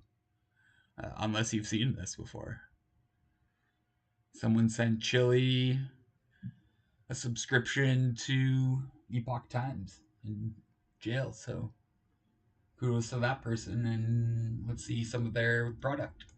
And right before we dive into the main story, I'll quickly mention that Dr. Robert Malone, one of the pioneers behind the mRNA. Oh, well, since we're talking about mRNA, I just want to throw this out here. You liked my other graphic, you said, the lion one. How's this for a graphic? From National Geographic 10 years ago, 14 years ago. Now that it's 5 after lockdown era, this was 10 BLE before lockdown era. The mRNA nanobot. But if you read the article, it says that dang, if we only had this mRNA programmable nanobot would function if we only had a spike protein highway for them to walk on. And it might take the greatest genetic experiment of all time to figure out how to grow these little buggers in the human body.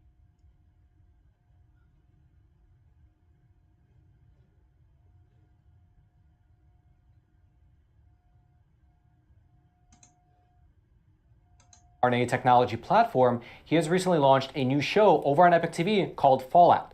And his latest episode, it deals with the future next wave of all these different mRNA vaccines. Basically, how all these different big pharma companies have these massive pipelines developing mRNA vaccines and therapeutics for seemingly everything. The flu, HIV, Lyme disease, Zika virus, cancers, and so on. There's even a pipeline developing mRNA vaccines for livestock.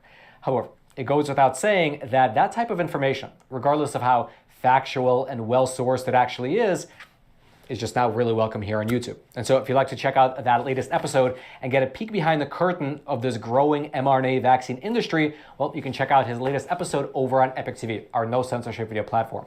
The link will be right there at the top of the description box below. I hope you check it out. And now, diving into today's main topic, over in the state of Michigan, a militia has just been created in order to defend and secure the Second Amendment. Specifically, this took place over in Holton Township, Michigan, which is located in the western part of the state, a little bit north of Grand Rapids. And the board of Holton Township passed a resolution which primarily did two things. Firstly, it declared the township to be a Second Amendment sanctuary community where unconstitutional laws controlling firearms will just not be recognized. This means in practice, quote, Holton's resolution protects the lawful purchase and possession of all firearms, including semi-automatic rifles, shotguns, semi-automatic pistols, accessories, ammunition, and body armor. Something interesting, the Supreme Court tyrants have ruled that the shotgun is not an instrument of the militia. Armor that are legal under existing federal law. And so these are the rights that they are securing. Secondly, this resolution created an enforcement mechanism for securing those rights in the form of a voluntary community militia whose stated purpose is to preserve the constitutional right to keep and bear arms. Now, this resolution and the establishment of this township militia comes amidst the backdrop of these new red flag laws that were passed over in Michigan by the state legislature and then subsequently signed into law by the governor, Governor Gretchen Whitmer. Specifically, last May, Governor Whitmer signed Senate Bill 83, as well as House Bills 4146, 4147, as well as 4148. Taken together, these red flag laws, they created new protocols for friends, family members, neighbors, doctors, police officers, or anyone else in the community to be able to seek a court order against someone and to have their firearms taken away. Under that new statute, quote, a law enforcement officer or other specified parties, such as mental health professionals, family members, friends, or neighbors, could request a judge to order the confiscation of all firearms from an individual whom the court finds to be a potential violent threat to himself or others. The temporary precautionary action, which may last for 1 year or more, can be initiated on the word of a single complainant. a judge is required by law to make a determination within 24 hours of receiving the complaint. Within 14 days, a hearing must be set to allow the suspect to prove that he isn't a threat to anyone and thus have his firearms returned. And then, in terms of what criteria need to be met in order for one of these extreme risk protection orders to actually be issued, here is what the final version of Senate Bill 83 reads in part. Quote, "The complaint must state fact." How can someone prove they aren't a threat to anyone? Everyone is a threat to everyone. Everyone is capable of violence towards anyone if they so choose it. How can you prove something that's false? That show that issuance of an extreme risk protection order is necessary because the respondent can reasonably be expected within the near future to intentionally or unintentionally seriously physically injure himself, herself, or another individual by possessing a firearm and has engaged in an act or acts or made significant threats that are substantially supportive of the expectation. Now, on the one hand, I'm sure you can imagine many different scenarios where having this type of law in the books is beneficial. For instance, if you have a neighbor who's been collecting rifles for many years without any problems, but more recently that same neighbor has been doing nothing else but telling you about his wish to commit some form of jihad on American soil in order to atone for the spilled blood of Palestinians by shooting up an American mall. In that specific scenario, well, perhaps having a mechanism to remove that person's guns might not be a bad idea. However, we here at the Epoch Times, we spoke with the... But how could you prove that you didn't say that? How someone just says, oh, he told me about that he wanted a jihad, and all of a sudden you have to prove that you didn't say you wanted a jihad? And isn't that, freedom of opinion? I'm of the mind that we should end monarchy in China, duh. So I'm already not out of one. Holton Township supervisor, a man named Alan Yeager, and he told us that the real worry about this law comes with how capricious it is, as well as the possibility that it presents for governments to use it for possible political targeting. Quote, "An ex-girlfriend could file a complaint against a person out of spite. So could someone that disagreed with your political views." Mr. Yeager then went on to compare Michigan's red flag laws with the Foreign Intelligence Surveillance Act, otherwise known as FISA. Because just like with the red flag laws, which were ostensibly created to protect American citizens, the FISA courts were likewise ostensibly created to protect national security. But the FISA courts were ultimately abused by the government to spy on the Trump campaign. Quote, "The victims of the FISA court abuses were American citizens who did nothing wrong. If you think our own government wouldn't misuse the red flag law to target you, just look at what they are doing to President Trump."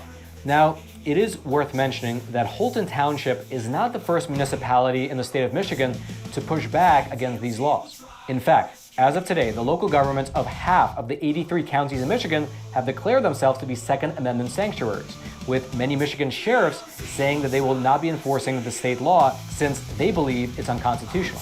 However, out of all the areas which have declared themselves to be a Second Amendment sanctuary, Holton Township alone established an actual militia for that purpose. According to Mr. Yeager, most of the Republicans on the board, they felt that just passing a strongly worded resolution wasn't enough to get the point across to the state government that the right to keep and bear arms are unalienable. And so therefore, they took that extra step. Quote, "We took the extra step of creating a militia dedicated to protecting the Second Amendment and all of our other constitutional rights. But don't expect to see our people patrolling through our towns carrying guns. That's not what this is all about." And so naturally that raises the obvious question. What exactly is this militia all about? Well, to start with, according to the actual resolution, joining the local militia doesn't give anyone the arbitrary authority to commit forms of violence. Here is what the relevant part of the section says. Quote, "This policy does not give any member the right to take violence into their own hands or act above the law in any way." And so in practice, according to Mr. Yeager, this militia was formed in order to protect the citizens of Holton Township who might be targeted by one of these extreme risk protection orders sometime in the future. His hope is to provide his local citizens with more of a semblance of due process when facing the prospect of having their guns seized for upwards of a year.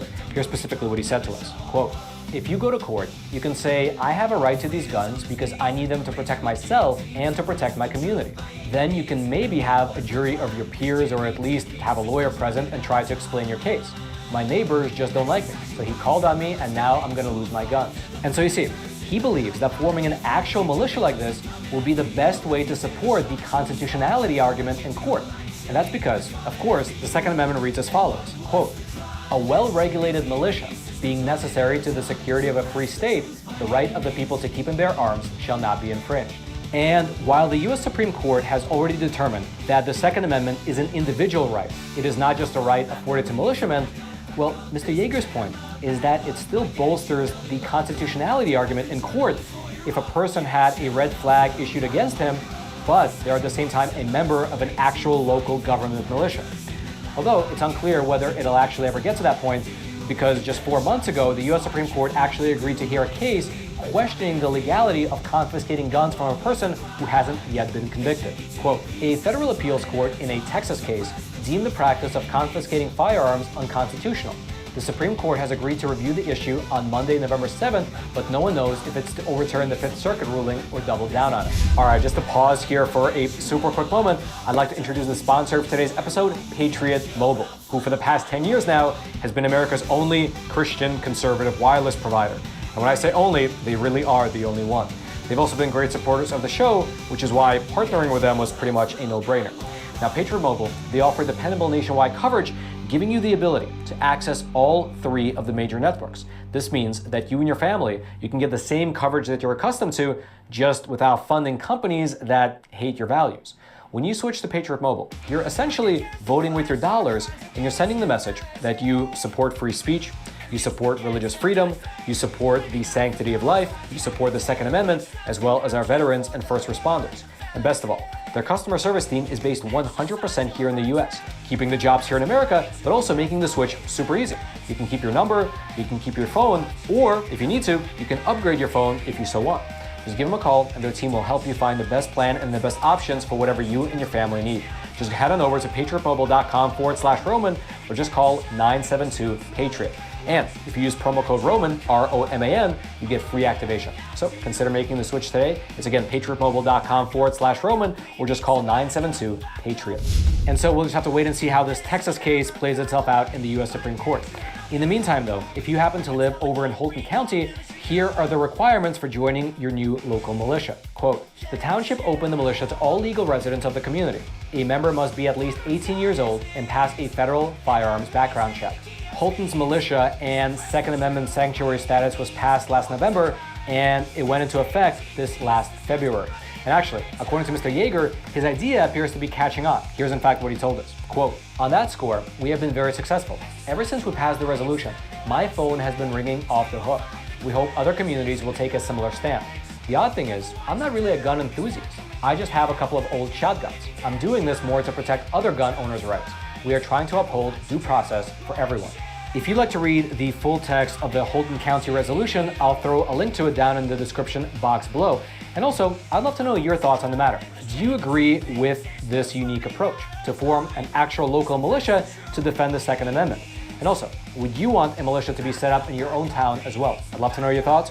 Please leave them in the comment section below. I'll be reading through them later tonight, as well as throughout the whole week. And then, until next time, I'm your host, Roman from the Epoch Times. Stay informed, most importantly, stay free.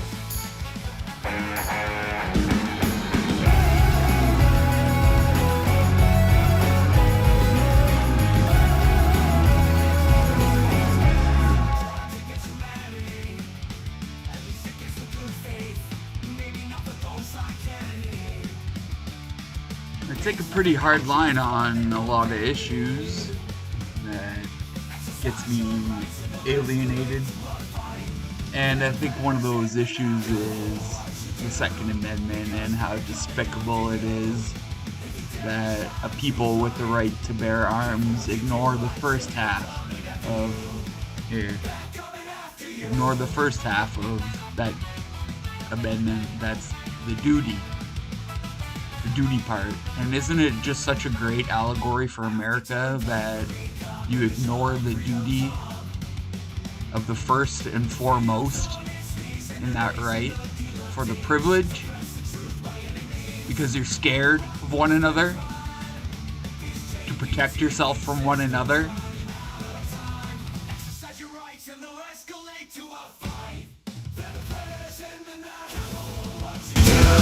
Because they're coming after you. If you dare to shine truth's light, careful what you do, like chili, they're coming after you. And what was the crime? This JBTP system's running out of time.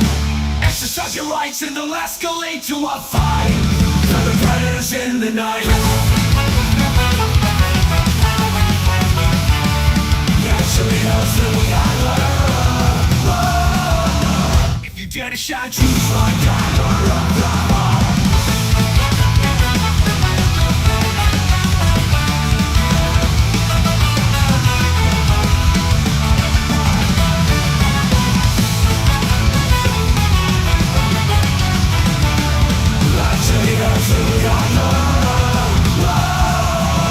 they care to shine truth like crush inside your rights and they'll escalate to a fight. They're the predators in the night. Careful what you do because they're coming after you. If you dare to shine truth's light. Careful what you do, like chili, they're coming after you. And one was once my truth light. Careful what you do, like chili, they're coming after you. What was the crime? This JBTP system's running out of time. Suppress the truth by any means. Suppress it. Crimes against oppressor, crimes against humanity. At least it gives a good face. Maybe not for those like Kennedy. Pick something out to find their own face. What's your title? Like special advisor.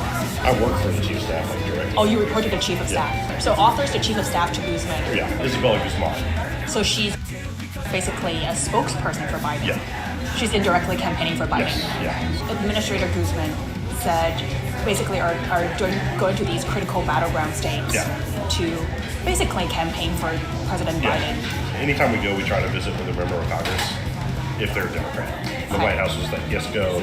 Don't invite the other senator because he's a Republican. And don't invite the two members of Congress because they're Republicans. There's a guy named Jeff Science. I mean, by getting Jeff's sign off, you're getting the president to sign off. People call him like the second most powerful person in Washington. Most times, like, hey, whatever this guy says is what the president says. Who would you say is the most powerful person at the White House? Jeff. Jeff is the most powerful person at the White House. Other than like the president. There's probably like 5 or 6 people that work for Joe Biden, and I've worked for him for 30 years. One of them is Ron Clay. Ron worked for Biden when he was like a senator. There's a guy named Steve Roche. He's like a senior advisor at the White House. Anita Dunn. Yeah, she's a senior advisor at the White House. Gene Sperling. He's an economics guy. Oh, his sister, Biden's sister, she like runs the Biden Foundation. They're the people that run his different departments. If they put it on his desk saying like, hey, we think you should do this to Obama's house. So I feel like Barack Obama's still very like involved. No, he is. Yeah, Hillary was being interviewed, and she said, "I still talk to the White House every day." She has people that are like super close to her that are still like senior people in the White House. So who is she talking to in the White House? Probably Dear Tandon. I hope Hillary's still involved behind the scene because no, she is.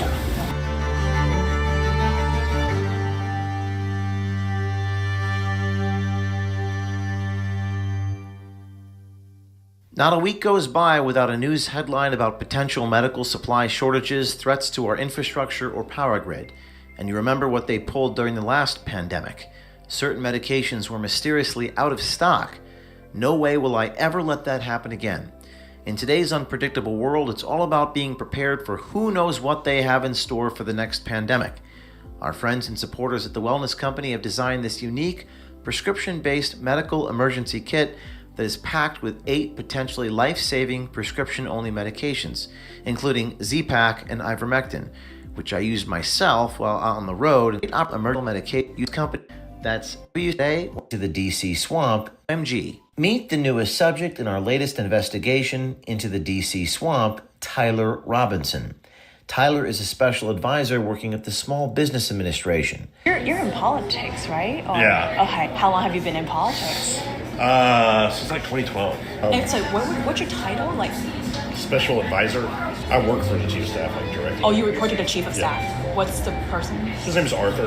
Okay, it's a guy. Author. Yeah. Author. So author's the chief of staff to Guzman, and then you report to author. Yeah. Tyler explains he reports directly to a man named Arthur Plews, the chief of staff in the office of the administrator at the SBA, who reports to SBA Administrator Isabel Guzman. Guzman was sworn in as administrator of the SBA by Kamala Harris in 2021. Tyler says he can't do anything overtly political, but confirms the SBA is indirectly campaigning for Biden and, quote, helping retain members of Congress to get reelected. You're politically appointed. Yes. So the administrator is the most traveled member of the cabinet. Like pretty much every week. You mean your boss? Yeah. Okay. Pretty much every week she goes somewhere in the country. Nice. And like talks to small business owners and gets on local news and says like, Wow. this is what the Biden economy is That's doing awesome. for you guys in this area. So she's basically a spokesperson for Biden. Yeah. So And, she like, can tout Biden's we can't accomplishments. we can tell their accomplishments. She can't like go on stage and be like, or go on there and just be like, hey, Joe, vote for Joe Biden. Like that's illegal. So she's indirectly, Yes. Yeah. like, campaigning for Biden. Yeah. She's indirectly campaigning for Biden. Yes. Yeah. But like, yeah, there's just certain rules for like political appointees Yeah. and what we're allowed to say and like do. You and your boss? Yeah. What's her name?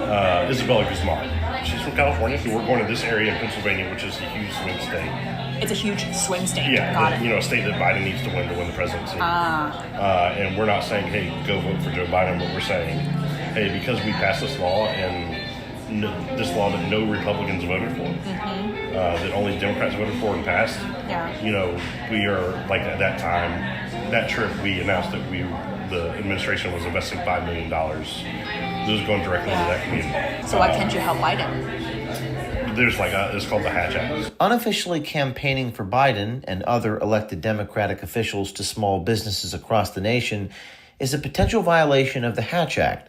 The Hatch Act mandates that civil service employees in the executive branches of the federal government abstain from any active part in political campaigns.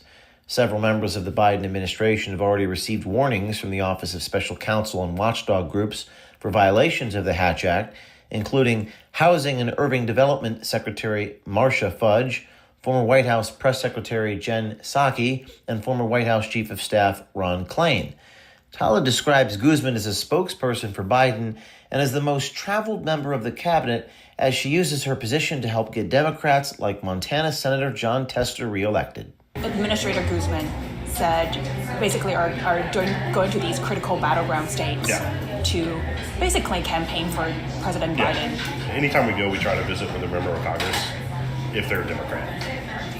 Why do you need a member of Congress to go? Just because then we can help them get reelected as well. So we're going to Montana because Senator Tester he's the Democratic senator from Montana. Okay. Like he's in a tough re-election race, and that's like a seat we need in the Senate to maintain a majority. Like if he loses Montana, it's harder. we're screwed. Yeah, it's harder to win somewhere else. We all like as an office we're going. The White House was like, yes, go invite Senator Tester. Don't invite the other senator because he's a Republican, and don't invite the two members of Congress because they're Republicans. So the White House authorized you guys to go campaign for this senator. Yeah. What kind of campaigns does the SBA run to help Biden? I mean, we can't do anything like overtly political. Like we can't send out like an email to small business owners like vote Joe Biden. Tyler Robinson continues to describe the inner workings of the Biden White House by mentioning Jeff Zients, the White House Chief of Staff. Tyler states, quote, by getting Jeff's sign-off, you're getting the president's sign-off, labeling him as the second most powerful person in Washington, D.C. Down the line, it's up to like the president and the chief of staff. The chief of staff to the president approved it. There's a guy named Jeff Zients. Jeff Zients? Zients. Within the White House, there's something called the Office of Cabinet Affairs. Office of Cabinet Affairs. Yeah, okay. and so all these names. Yeah, they're responsible for like overseeing all the different cabinet agencies, like cabinet secretaries. And your boss is one of the cabinet secretaries. So they tell us it went all the way up, basically, for approval. So Jeff is the final approver. I mean, I guess it would be the president, but in reality, it's probably Jeff, So the president also has to sign off on this. Yeah. I mean, by getting Jeff's sign off, you're getting the president's sign off. Oh, this Jeff guy's powerful.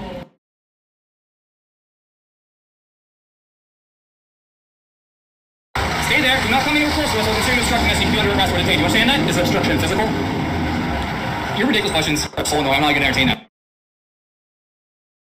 Don't ask questions. Don't ask questions. People that are here in solidarity and don't cause these rifts. We don't need it from white people like you. White people, who wow. Well, you're white passing, so my apologies if you're non-white. Yeah. Realistically, they are. People call them like the second most powerful person in Washington. Because most of the time it's someone that's close to the president. And like who has always been with them and like their most trusted advisor. So like generally most times like, hey, whatever this guy says is what the president says. So Jeff can sign off on things without the president. Yeah, I would imagine if you like ask people who the White House chief of staff was, I doubt anybody outside of Washington D.C. Why is he so stealth? This is kind of a role.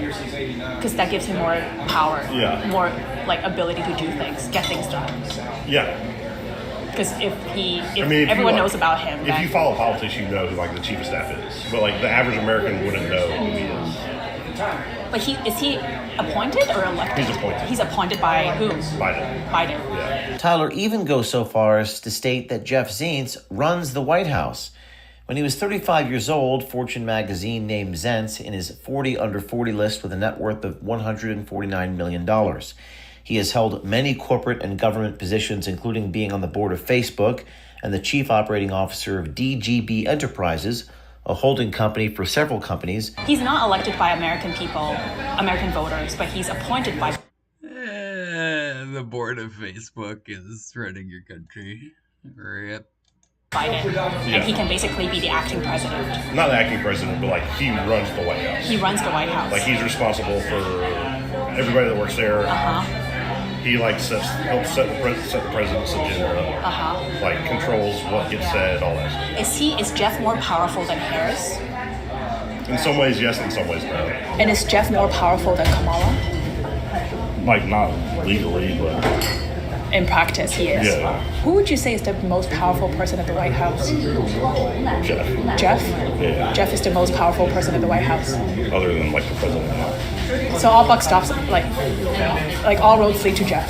Jeff and the president, yeah. Okay. Recently, Special Counsel Robert Hur characterized Biden in his final report as showing diminished faculties and faulty memory, in which Biden did not remember even within several years when his son Beau died. This report and Biden's general demeanor compel many Americans to speculate that there must be other people in charge and making the most important decisions for the American people. Tyler Robinson has a lot to say about Biden's shadow advisors that were never selected or voted for by Americans and lists them directly by name, stating there are 5 or 6 people who are Biden's closest advisors and have worked for him for over 30 years.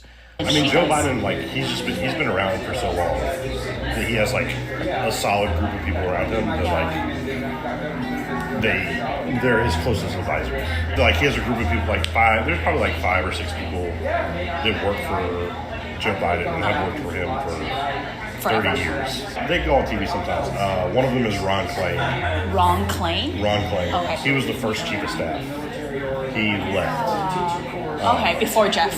Yeah. Okay. And he also Ron worked for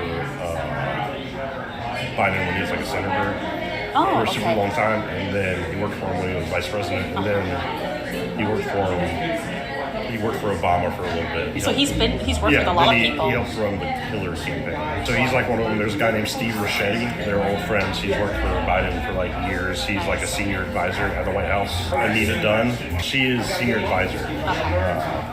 So yeah, she's a senior advisor at White House. One of these advisors is a DC insider named Anita Dunn, who once named Chinese Communist Revolutionary Mao Zedong as one of her 2 favorite political philosophers in a speech to a high school graduation.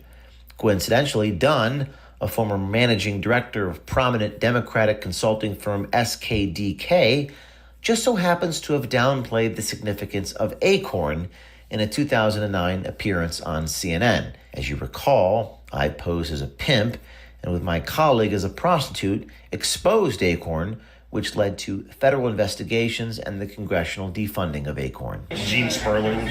He's an economics guy. Okay. So that's 4 people. Yeah. Who's the 5th? Oh, his sister. Huh? Biden's sister is like very important to him. Biden's sister? What's her name? Valerie. Valerie Biden? Yeah, she like runs the Biden Foundation at University of Delaware. So all 5 of them were personally picked and appointed by Biden to basically run the show for him. Yeah. I mean, the president can't do everything. So you have to delegate. Yeah. They're the people that run his different departments. Would you say those 5 people plus Jeff do more than the president himself? It kind of depends. Yeah. But they have ability to make decisions for the country without having to necessarily get the president's sign-off. They have to get the president's sign-off. But Yeah, but like how often would the president say no? yeah, exactly. Right? So if it ends up on the president's desk, then he'll probably sign off on it. If they put it on his desk saying, like, hey, we think you should do this, they'll probably sign off. So these 5 people plus Jeff are really the ones running the show.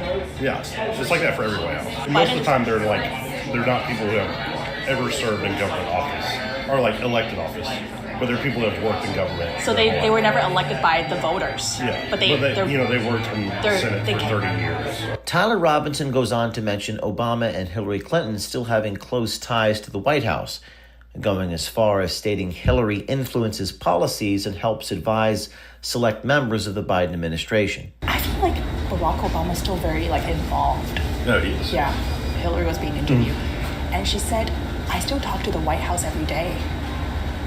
Yeah, she has people that are like super close to her that are still like senior people in the White House. Working for President Biden. Yeah. So who is she talking to in the White House? Probably Neera Tanden. Who? The director of the Domestic Policy Council. What's his name? Neera Tanden. Tanden. Okay. She Yeah, she worked for Hillary for a while. And she now works for President Biden. So you think she's one of the people that Hillary would talk to regularly? Yeah. To what? To influence policies or like how much Probably. power? Yes. Just get insight. Yeah. And I hope Hillary's still involved behind the scene because. No, she is. Okay. So she's talking to this one lady for domestic. She does a lot of international stuff. With whom? They have like the Clinton initiative. Does she talk to anyone else besides this Neera lady? I'm sure. Yeah. On internal SBA policy and plans, Tyler Robinson discusses how the SBA wants to get into the lending business to provide loans to small businesses that cannot get loans from private banks. She had her congressional testimony and we didn't want her to mention that we would like to do direct funding to small businesses because the Republicans hate that. So you guys think that it's bad for her to advocate for direct funding? Well, if we bring it up, they're just going to yell at us. Okay. So what did you guys say instead? Or what would be the alternative to like that? the line we kept going back to is we're not allowed to do that. We don't want to compete with banks and financial institutions. But in reality, do you guys compete with banks? For the small dollar loans, we would like to, yeah. Are you guys competing? We're not allowed to. We don't have the budget to do it. Why do you guys want to compete with banks? For the same reason I was talking about. We don't want to compete with banks. I think a way to expand access to capital for business owners is like those banks that don't want to do like a $10,000 loan. They're going to get that loan from nowhere else unless they go put it on their credit card for super high interest rates.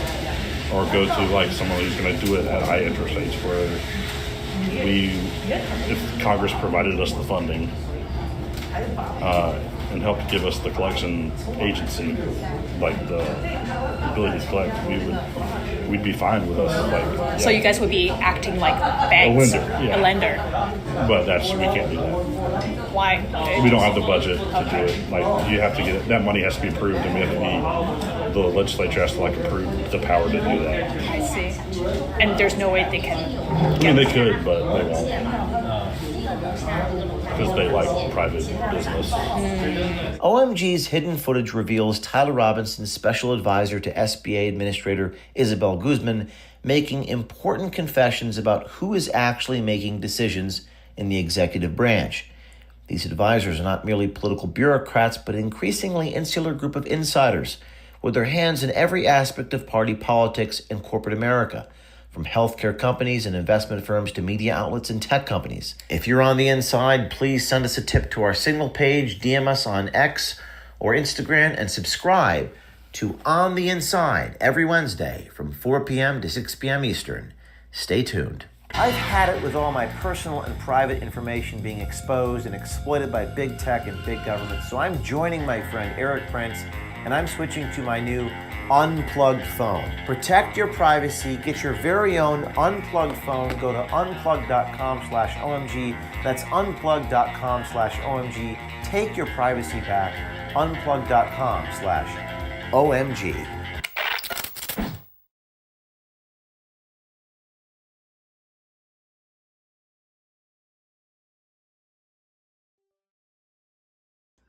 I'm looking forward to some content that is upcoming. I'm gonna go to my government for permission to breathe. So there's that.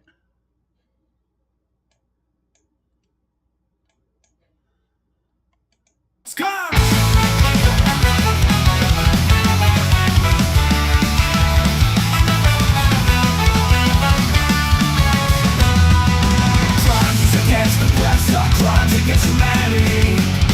At least against the good faith. Maybe not for those like Kennedy. Pigs nothing on truth for their own vanity. Exercise your rights and will escalate to a fight. Let a perish in the night. Know what you do, because they're coming after you. If you dare to shine, choose right. Careful what you do, I truly they're coming after you. They're coming after you.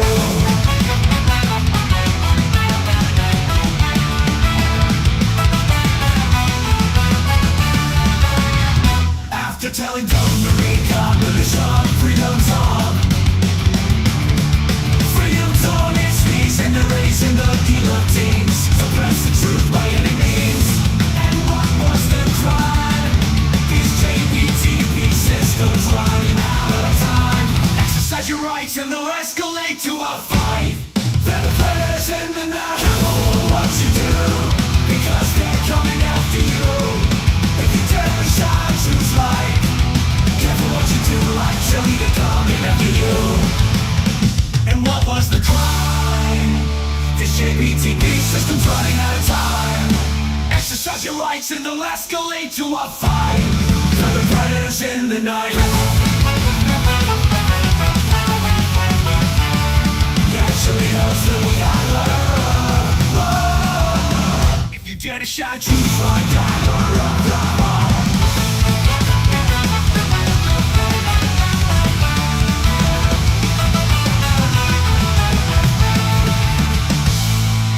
After telling Dumbarika militia back up, back up, back up. Black cop lands you in lockup. After telling Dumbarika militia back up. We need some backup. There's a camera bad luck, backup. Let's win lockup. After abuse, lawyer up. Actually helps little guys learn authority. What was the crime? The JPTP system's running out of time. So fresh the truth by every means. Exercise your rights and they'll escalate to a fight. The prayers in the night. Know what you do, because they're coming after you. If you dare to shine, choose light. Careful what you do, like chili, they're coming after you. Like chili, they're coming after. Like chili, they're looking for you. Like chili, they're targeting you. Like chili, they're targeting you. Like chili, they're suppressing you.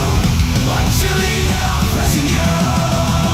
Crimes against the press are crimes of impunity. With a million lawyers, it's been touching for you and me. Just rolling out truth for their own vanity. Free the press to free the oppressed.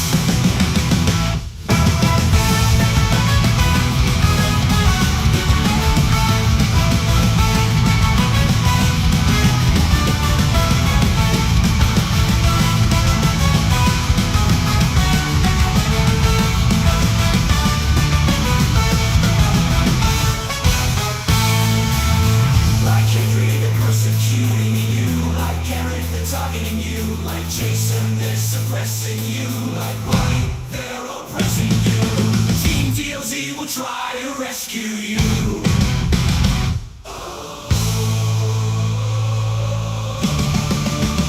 Team DLZ will try to rescue you. On TV. On TV. On TV. On TV. On TV. On TV. On TV.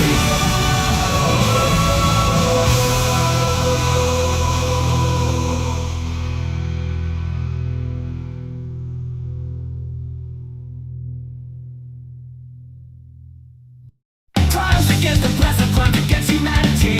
At least against the good faith, maybe not for those like Kennedy. Pigs nothing out true for their own vanity.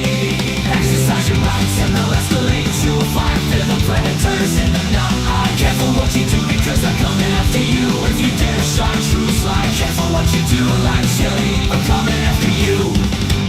Back up, we need some back up. There's a camera, bad luck might get you held in lockup. Have to tell it, don't worry, come when the show up.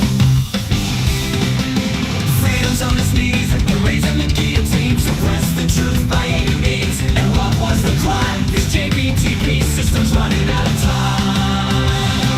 Exercise your rights and they'll escalate to a fight. They're the predators in the night. Careful what you do because they're coming after you. If you dare shine true slide, careful what you do like chili. They're coming after you. And what was the crime? This JBTP system's running out of time. Suppress the truth by any means.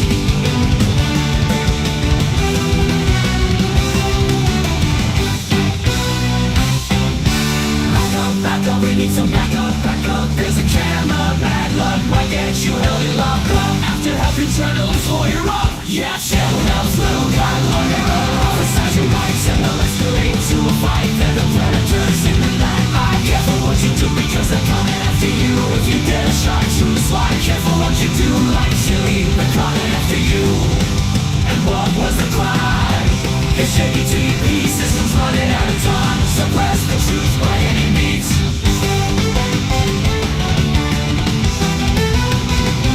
Back up. We need some back up. There's a camera, bad luck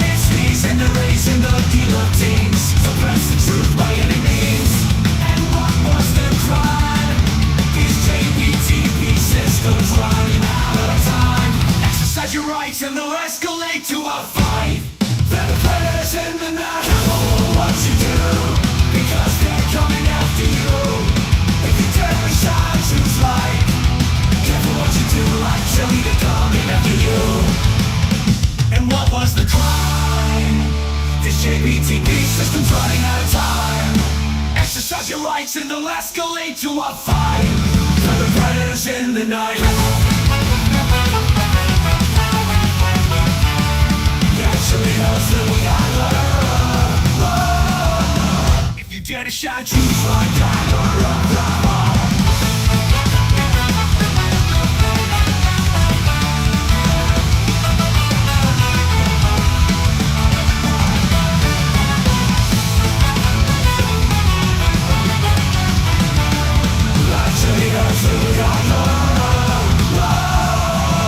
the candy shine truth like die. Crush inside your rights and they'll escalate to a fight. They're the predators in the night. Careful what you do because they're coming after you. If you dare to shine truth's light. Careful what you do, like chili, they're coming after you. And one was once my truth light. Careful what you do, like chili, they're coming after you. And what was the crime? This JBTP system's running out of time. Suppress the truth by any means. Suppress it. Crimes against oppressor, crimes against humanity. At least against the good faith. Maybe not for those like Kennedy. Pick something out to for their own fantasy. Exercise your rights and they'll escalate to a fight. They're the predators in the night. Careful what you do because they're coming after you. If you dare to shine your fly. Careful what you do. Like chili, they're coming after you. If you dare to shine your light. Careful what you do. Like chili, they're coming after you. Back up, we need some back up. There's a camera padlock, might get jailed and locked up. After telling dumb America militia. Freedom's on its knees and the resin of guillotines. Suppress the truth by any means. And what was the crime? This JBTP system's running out of time. Exercise your rights and they'll escalate to a fight. They're the predators in the night. Careful what you do because they're coming after you. If you dare to shine truth light. Careful what you do. Like chili, they're coming after you. If you dare to shine truth light. Careful what you do. Like chili, they're coming after you. And what was the crime? This JBTP system's running out of time. Suppress the truth by any means.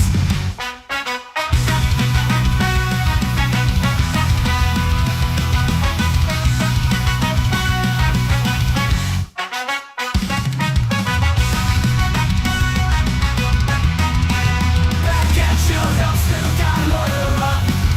If you dare to shine truth light. Careful what you do, like chili, they're coming after you.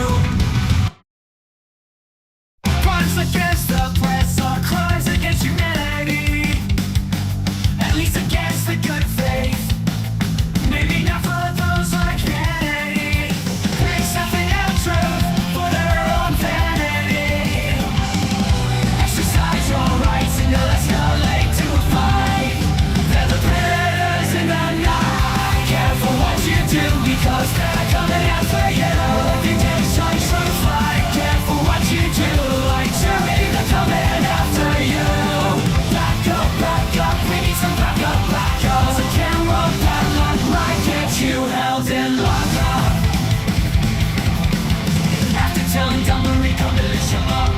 Freedom's on its knees and they're raising the guillotines. Suppress the truth by any means. And what was the crime? This JBTP system's running out of time. Exercise your rights and they'll escalate to a fight.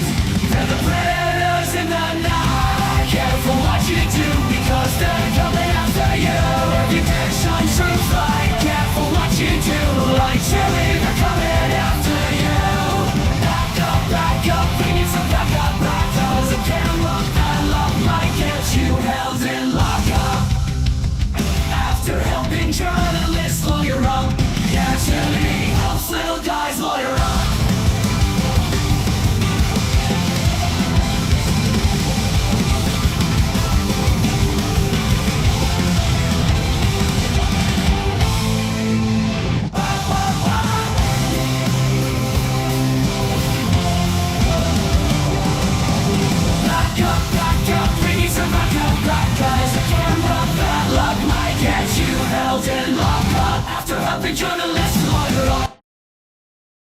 crimes and suppress crimes against humanity, at least against the good faith. None of those are Kennedy, something out true for their own vanity. Exercise your rights and those who lead to a fight. They'll planners in the night. Careful what you do, cause they're coming after you.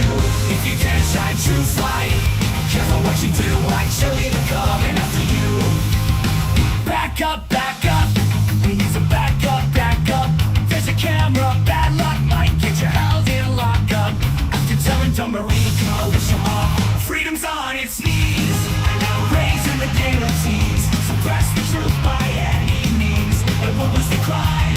The JBTP system's running out of time. Exercise your rights and those relate to our fight. There are prayers in the night. Careful what you do, cause they're coming after you. If you dare shine truth's light, careful what you do, actually they're coming after you. And what is the crime? This JBTP system's running out of time. Suppress the truth.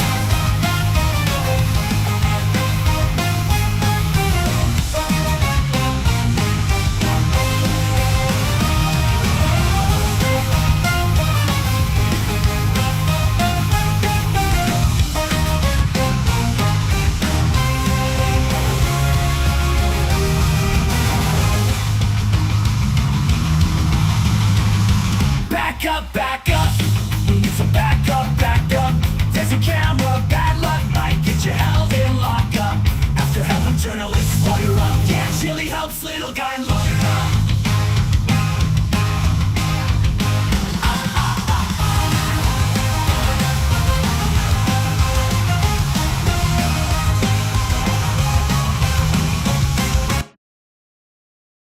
Crimes against the present, crimes against humanity. At least against the good faith, maybe not for those like Kennedy. Pigs nothing out true for their own vanity.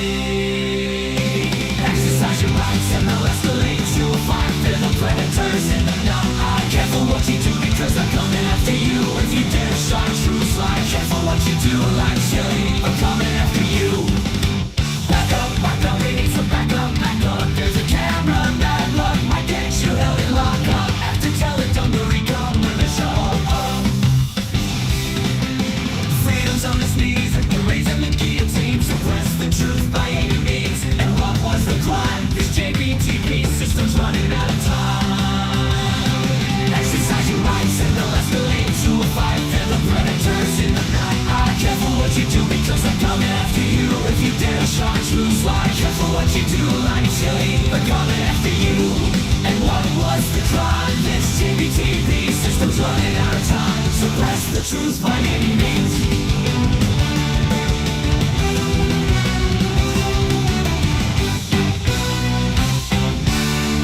Back up, we need some back up. There's a camera, bad luck might get you held in lockup. After helping journalists lawyer up, yeah, chill out, little guy lawyer up. Exercise your rights and they'll escalate to a fight. They're the predators in the night. Careful what you do because they're coming after you. If you dare shine truth's light, careful what you do, like chili, they're coming after you. And what was the crime? The JBTP system's running out of time. Suppress the truth by any means.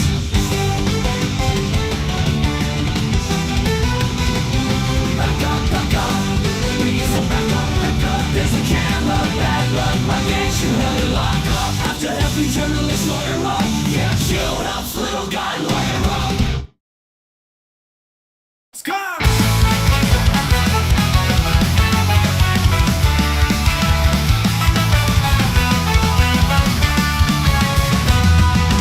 Crimes against the press are crimes against humanity. At least against the good faith, maybe not for those like Kennedy. Pigs nothing out truth for their own vanity. Exercise your rights and they'll escalate to a fight. Let them perish in the night. Careful what you do, because they're coming after you. If you dare shine truth's light, careful what you do, like truly they're coming after you. They're coming after you.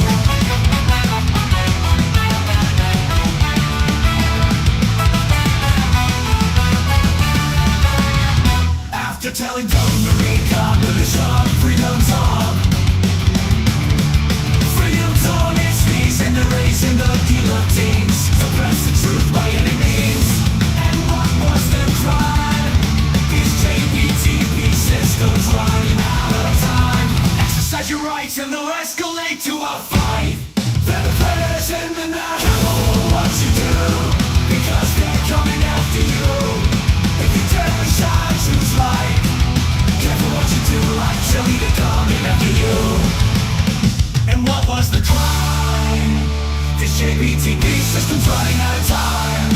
Exercise your rights and they'll escalate to a fight. For the predators in the night.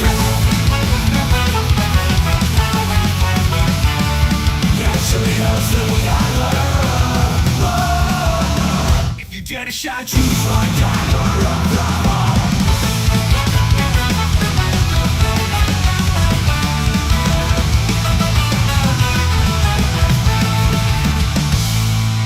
After telling Dumbarika militia, back up, back up, back up. Bad cop lands you in lockup. After telling Dumbarika militia, back up, back up, back up, back up, back up. We need some back up, back up. There's a camera, bad luck, back up. Lands you in lockup. After a picture, sawyer up. Chili helps little guys order up from everything. What was the crime? The JBTP system's running out of time. So fresh the truth, money and free means. Exercise your rights and they'll escalate to a fight. The players in the night don't know what to do, because they're coming after you. If you dare shine, choose light. Careful what you do, light chili, they're coming after you. Light chili, they're coming after. Light chili, they're looking for you. Light chili, they're targeting you. Light chili, they're targeting you. Light chili, they're suppressing you. Light chili, they're oppressing you. Crimes against the press are crimes of impunity. Without being lawyers, it's the touch for you and me. Just rolling out truth for their own vanity. Free the press to free the oppressed.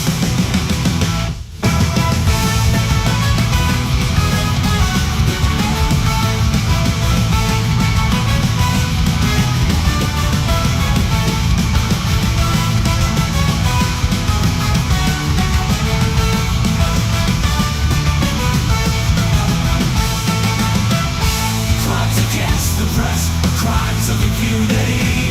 Without million-dollar lawyers, it's the dungeon for you and me. Judge ruling out truth for the scum.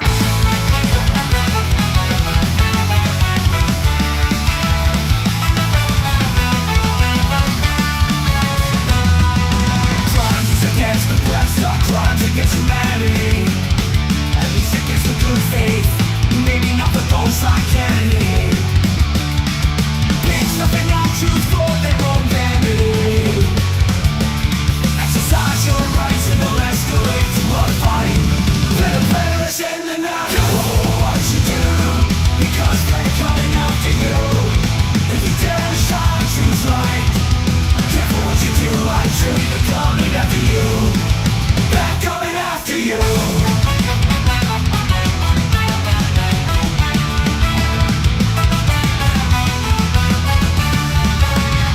After telling Dumbarika militia, freedom's on. Freedom's on its knees and they're raising the guillotines. Suppress the truth by any means. And what was the crime? These JBTP systems running out of time. Exercise your rights and they'll escalate to a fight. Better players in the night. Careful what you do, because they're coming after you. If you dare to shine, choose light.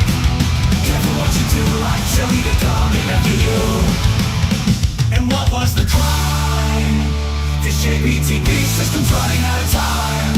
Exercise your rights and they'll escalate to a fight. For the predators in the night. Actually knows that we got love.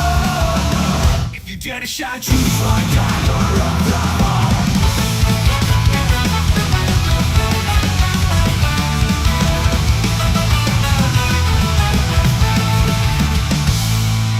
After telling Dumbarika militia, back up, back up, back up. Bad cop lands you in lockup. After telling Dumbarika militia, back up, back up, back up, back up, back up. We need some back up, back up. There's a camera, bad luck, back up. Lands you in lockup. After a picture, sawyer up. Chili helps little guys order up from everything.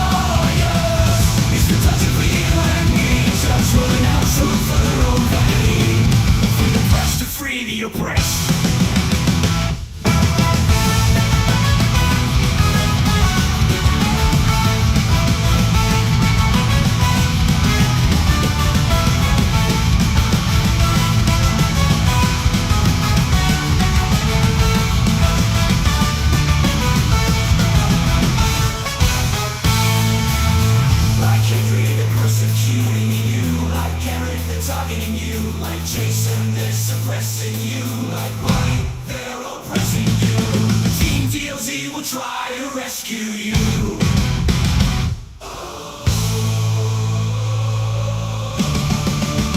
Team DLZ will try to rescue you. On TV. On TV. On TV. On TV. On TV. On TV. On TV.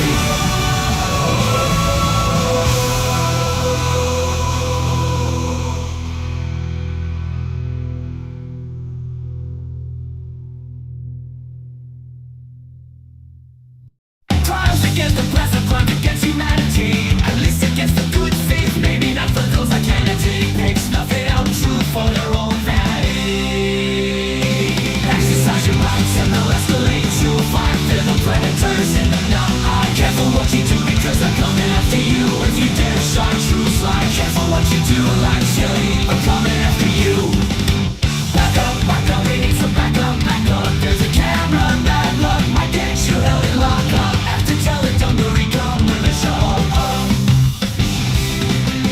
Freedom's on its knees, they're raising the guillotine. Suppress the truth by any means. And what was the crime? This JBTP system's running out of time. Exercise your rights and they'll escalate to a fight. They're the predators in the night. Careful what you do because they're coming after you. If you dare shine truth's light, careful what you do like chili. They're coming after you. And what was the crime? This JBTP system's running out of time. Suppress the truth by any means.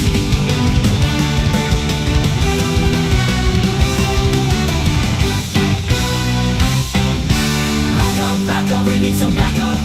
There's a camera, bad luck might get you held in lockup. After helping journalists lawyer up. Yeah, chill now, little guy lawyer up. Emphasize your rights and they'll escalate to a fight. They're the predators in the night. Careful what you do because they're coming after you. If you dare shine truth's light, careful what you do like chili. They're coming after you. And what was the crime? This JBTP system's running out of time. Suppress the truth by any means.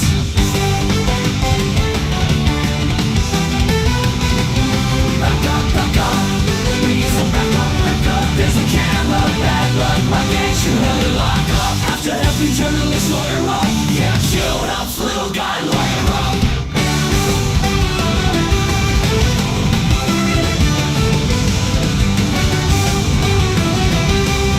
Yeah, chill out, little guy lawyer up.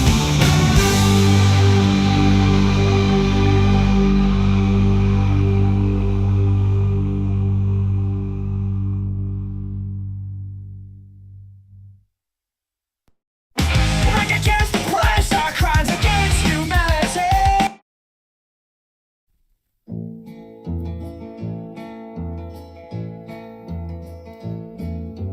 Busted flat in Baton Rouge, heading for the trains, feeling nearly faded as my jeans. Bobby thumbed a diesel down just before it rained. It took us all the way to New Orleans. I pulled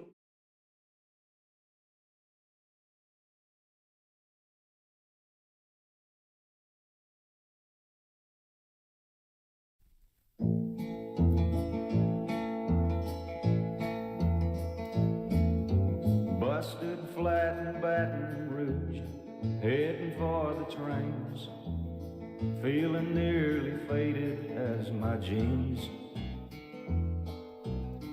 Bobby thumbed a diesel down just before it rained. It took us all the way to New Orleans. I pulled my old harpoon out of my dirty red bandana.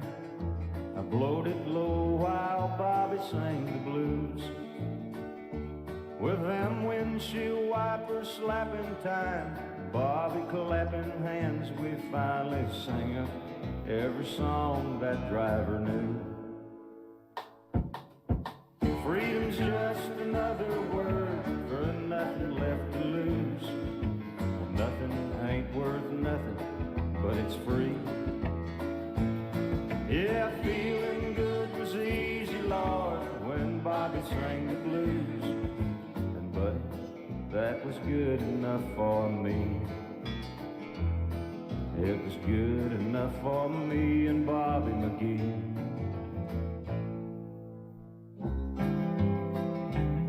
From the coal mines of Kentucky to the California sun, Bobby shared the secrets of my soul. Standing right beside me, Lord, through everything I'd done. And every night she kept me from the cold. Then somewhere near Salinas, Lord, I let her slip away, looking for the home I hope she'll find. And I trade all of my tomorrows for a single yesterday, holding her good body close to mine. Freedom's just another word for nothing left to lose, and nothing left is all she left for me. Feeling good was easy, Lord, when Bobby sang the blues, and but that was good enough for me. Yeah, good enough for me and my Bobby McGee.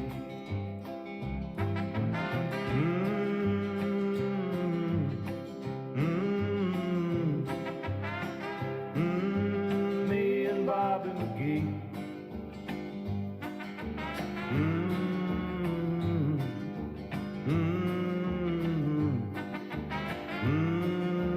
Me and Bobby McGee.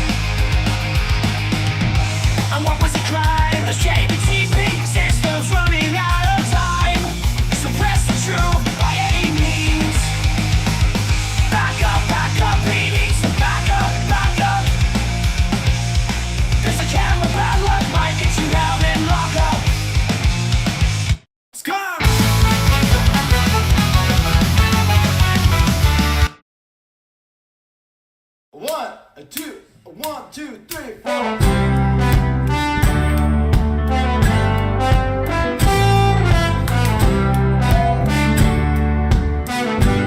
Tim, take it away, my man. Well, I heard them fly, a Confederate flag. Down at the State House. Got a gun to my head from the hand of the man. Down at the State House. Wanna reach for $1 in the hole in my pocket. Down at the State House. They say I got rights, I really shouldn't knock it. Down at the State House, asking, what can we do? What can we do? What can we do? What can we do? What can we do? What can we do? What can we do? Broken bones, broken rules, they can all be fixed. So let them who battle with the pen and the others with the fist. May the strong ones be defiant with words that can't convince. You can take the Tsar's rules, but I'll take it as a diss.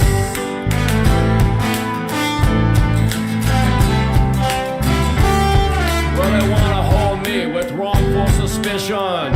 Down at the State House. Hold up, in an awkward position. Down at the State House. And they say it's all part of 100-year tradition.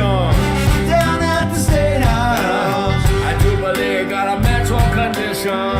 Down at the State House, asking, what can we do? What can we do? What can we do? What can we do? What can we do?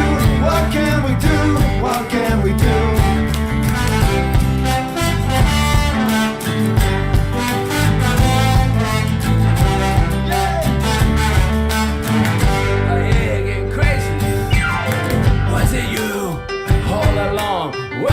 CIA, Iran-Contra, Panama, American Catholic Party. Vision arrest, vision eternal, vision has gone astray. Well, you jump on the DC-10, man, and you'll all go fly away.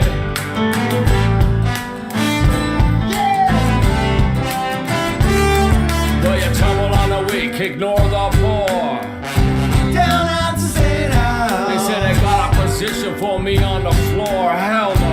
Down at the State House. They say we're gonna make a real nice world. Down at the State House. But I do believe they do not know the law, not at all. Down at the State House, asking, what can we do? What can we do? What can we do? What can we do? What can we do? What can we do? What can we do?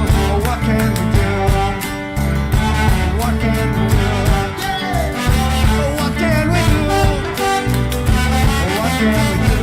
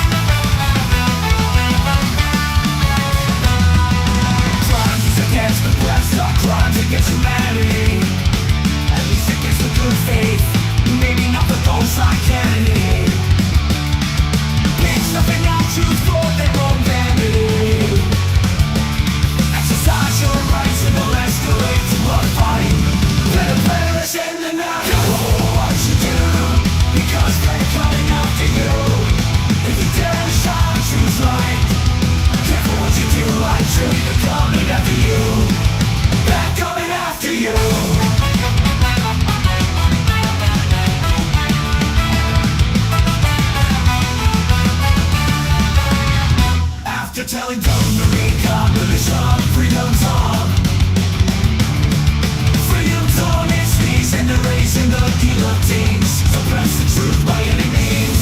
And what was the crime? These JPTP systems running out of time. Exercise your rights and they'll escalate to a fight. Better players in the night. Careful what you do, because they're coming after you. If you dare shine, choose light. Careful what you do, like chili to coming after you. And what was the crime? This JBTP system's running out of time. Exercise your rights and they'll escalate to a fight. For the predators in the night. Naturally knows that we are. If you dare to shout, choose like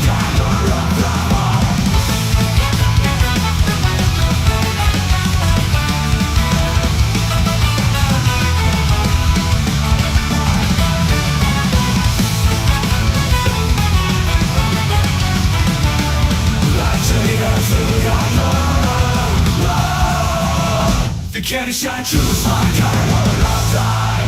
Exercise your rights and they'll escalate to a fight. They're the predators in the night. Careful what you do because they're coming after you. If you dare to shine truth's light. Careful what you do, like chili, they're coming after you. And one was once my truth light. Careful what you do, like chili, they're coming after you. And what was the crime? This JBTP system's running out of time. Suppress the truth by any means. Suppress it. Crimes against the press or crimes against humanity. At least against the good faith. Maybe not for those like Kennedy. Pick something out to for their own fantasy. Exercise your rights and they'll escalate to a fight. They're the predators in the night. Careful what you do because they're coming after you. If you dare to shine your flight. Careful what you do. Like chili, they're coming after you. If you dare to shine your flight. Careful what you do. Like chili, they're coming after you. Back up, we need some backup. There's a camera padlock, might get jailed and locked up. After telling dumb Marika militia. Freedom's on its knees and the resin of guillotines. Suppress the truth by any means. And what was the crime? This JBTP system's running out of time. Exercise your rights and they'll escalate to a fight. They're the predators in the night. Careful what you do because they're coming after you. If you dare to shine truth light. Careful what you do. Like chili, they're coming after you. If you dare to shine truth light. Careful what you do. Like chili, they're coming after you. And what was the crime? This JBTP system's running out of time. Suppress the truth by any means.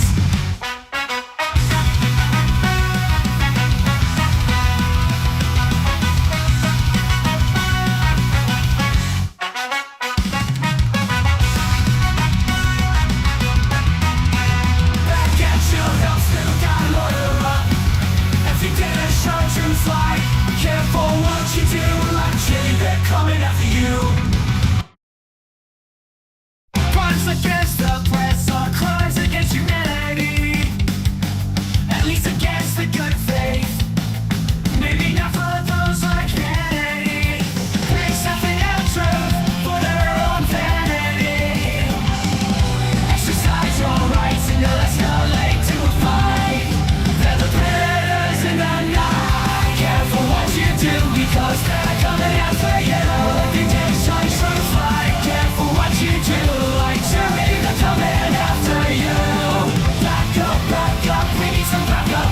Cause a camera padlock might get you held in lockup. After telling dumb Marika militia up.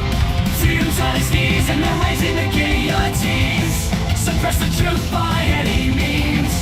And what was the crime? This JBTP system's running out of time. Exercise your rights and they'll escalate to a fight. They're the predators in the night. Careful what you do because they're coming after you. If you dare shine truth light. Careful what you do. Like chili, they're coming after you. Back up, we need some backup. Cause a camera padlock might get you held in lockup. After helping journalists lawyer up. Yeah, chili helps little guys lawyer up.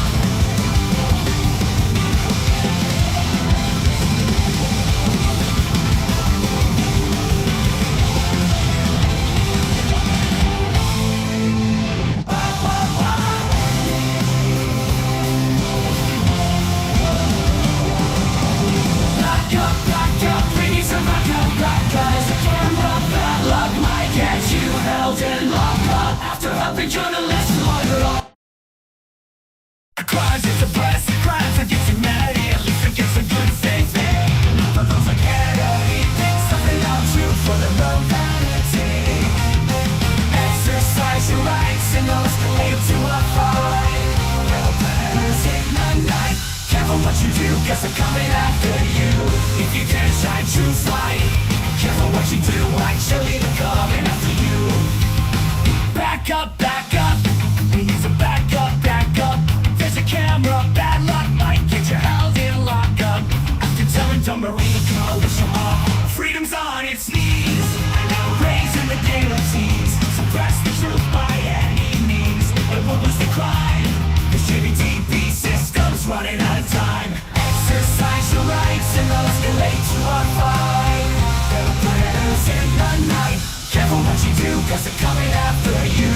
If you dare shine truth's light, careful what you do, actually they're coming after you. And what is the crime? This JBTP system's running out of time. Suppress the truth.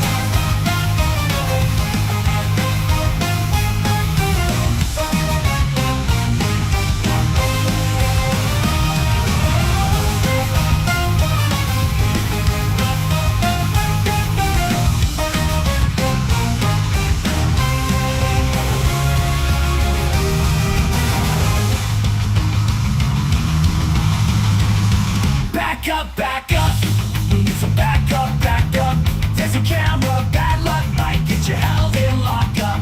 After helping journalists lawyer up, yeah, chili helps little guy lawyer up.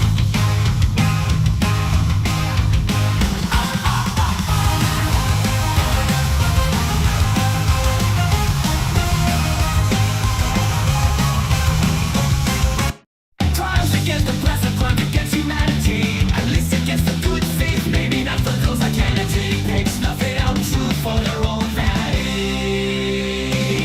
Exercise your rights and they'll escalate to a fight. They're the predators in the night. Careful what you do because they're coming after you. If you dare shine truth's light, careful what you do, like chili, they're coming after you.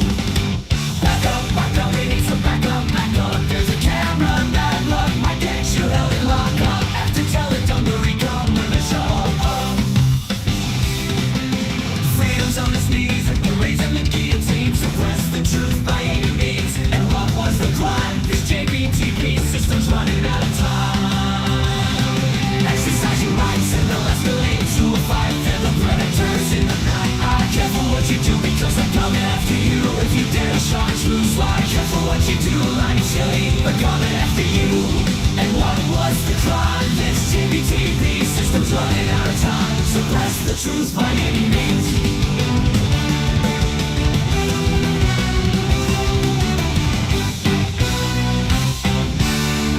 Back up, we need some back up.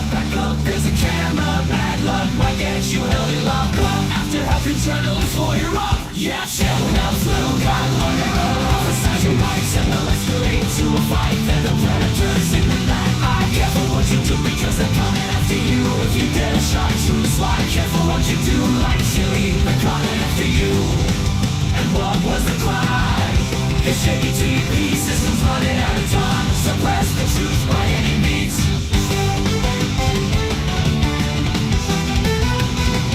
Back up. We need some back up. There's a camera, bad luck might get you held in lockup. After helping journalists lawyer up, yeah, chill out, little guy lawyer up. Scott!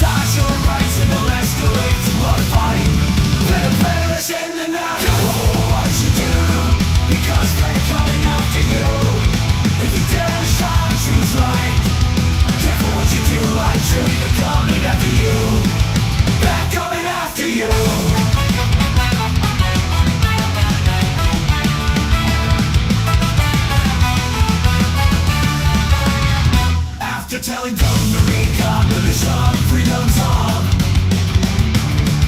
Freedom talk, it's peace and erasing the guillotines. Suppress the truth by any means. And what was the crime? These JPTP systems running out of time.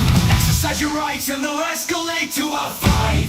Better players in the night. Careful what you do, because they're coming after you.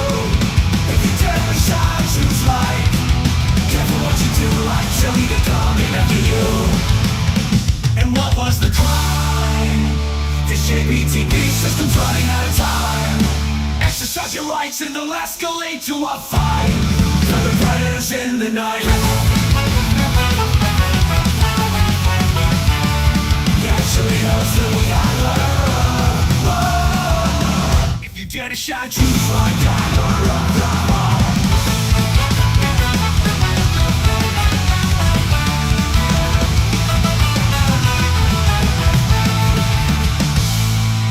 After telling dumb Marika militia, back up, back up, back up. Black cop land you in lockup. After telling dumb Marika militia, back up. We need some backup, backup. There's a camera, bad luck, come back up. Let you in, lock up. After our features, lawyer up. Yeah, chili helps little guys lawyer up from everything.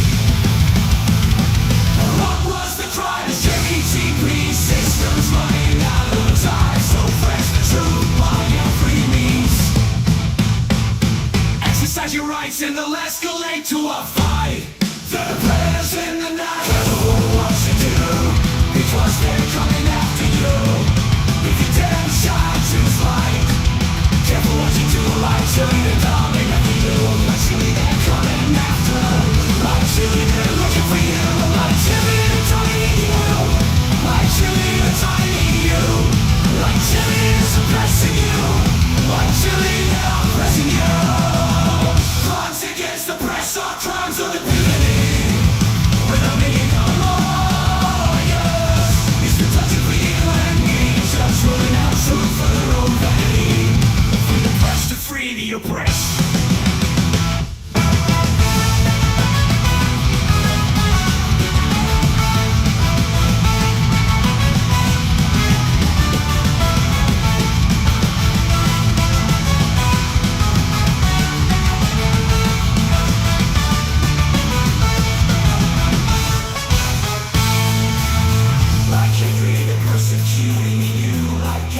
Targeting you, like chasing, they're suppressing you, like money, they're oppressing you. Team DLZ will try to rescue you.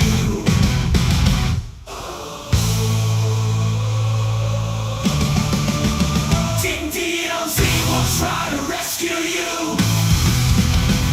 On TV. On TV.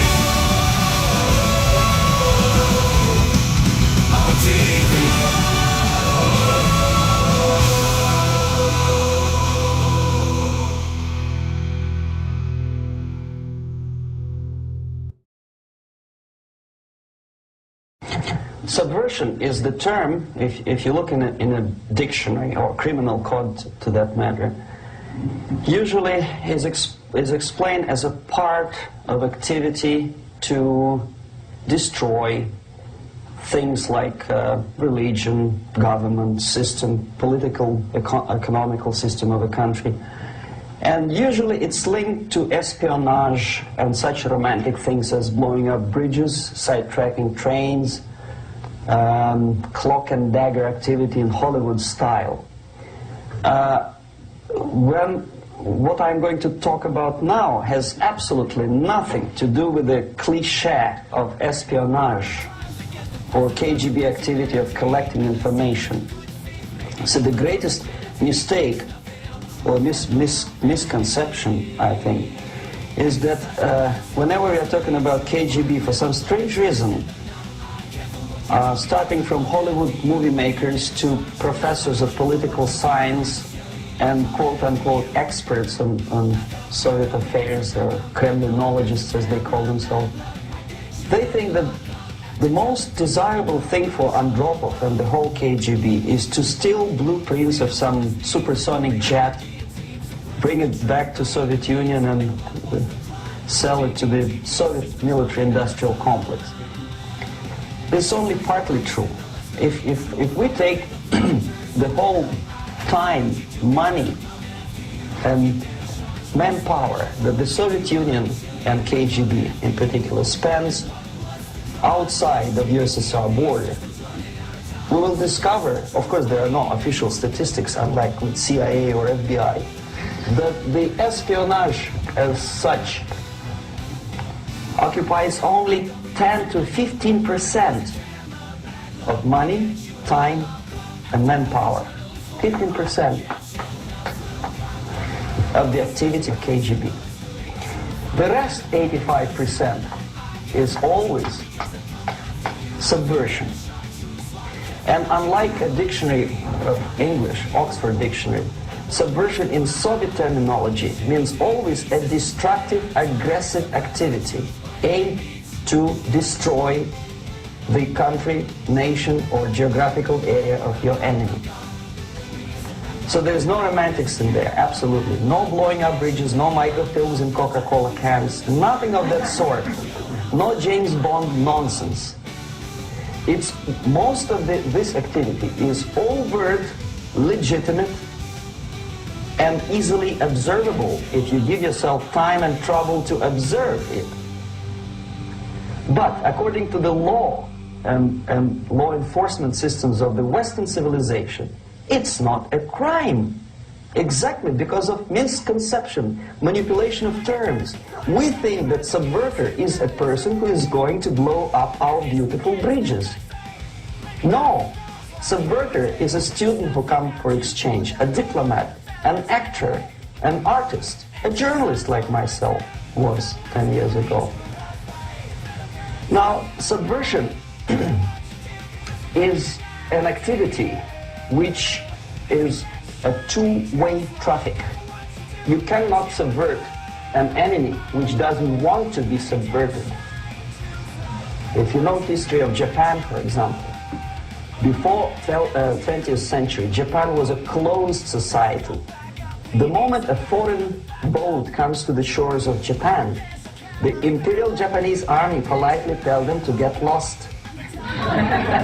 And if American salesman comes to the shore of Japan, let's say 60 or 70 years from now back, and says, oh, I have a very beautiful vacuum cleaner for you, with the good financing, please leave us, we don't need your vacuum cleaner.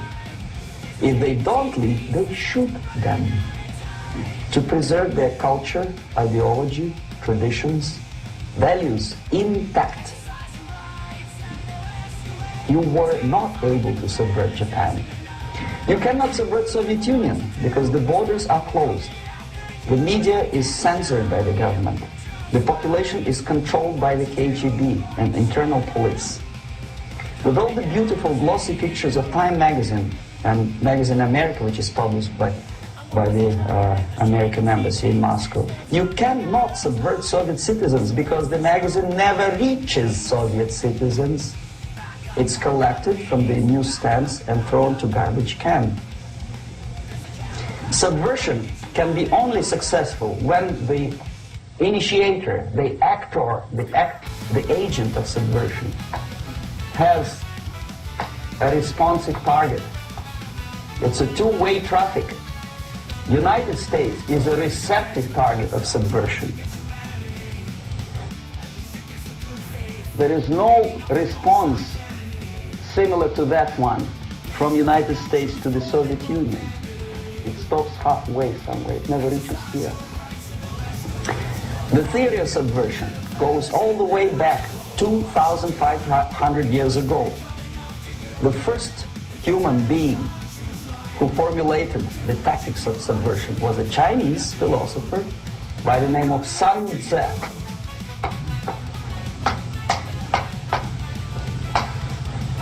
to 2500 years BC. He was an advisor for several imperial courts in ancient China. And he said, after long meditation, that to implement state policy in a warlike manner, it's the most counterproductive, barbaric, and inefficient to fight on a battlefield. You know that war is continuation of state policy, right? So if you want successfully to implement your state policy and you start fighting, this is the most idiotic way to do it.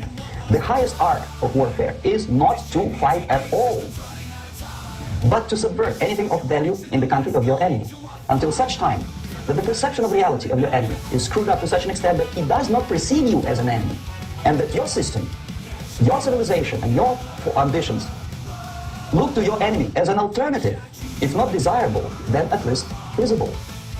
Better red than dead. That's the ultimate purpose, the final stage of subversion, after which you can simply take your enemy without a single shot being fired, if the subversion is successful. This is basically what subversion is. As you see, not a single mention of blowing up bridges. Of course, some didn't know about blowing up bridges. Maybe there were not that many bridges at that time. But the basics of subversion is being taught to every student of KGB school in USSR and to officers of military academies. I'm not sure if the same author is included in the list of reading for American officers, to say nothing about ordinary students of political science. I had difficulty to find the translation of Sun Tzu in the library of a university in Toronto and later on here in Los Angeles. But it's a book which is not available. It is forced to every student in the USSR.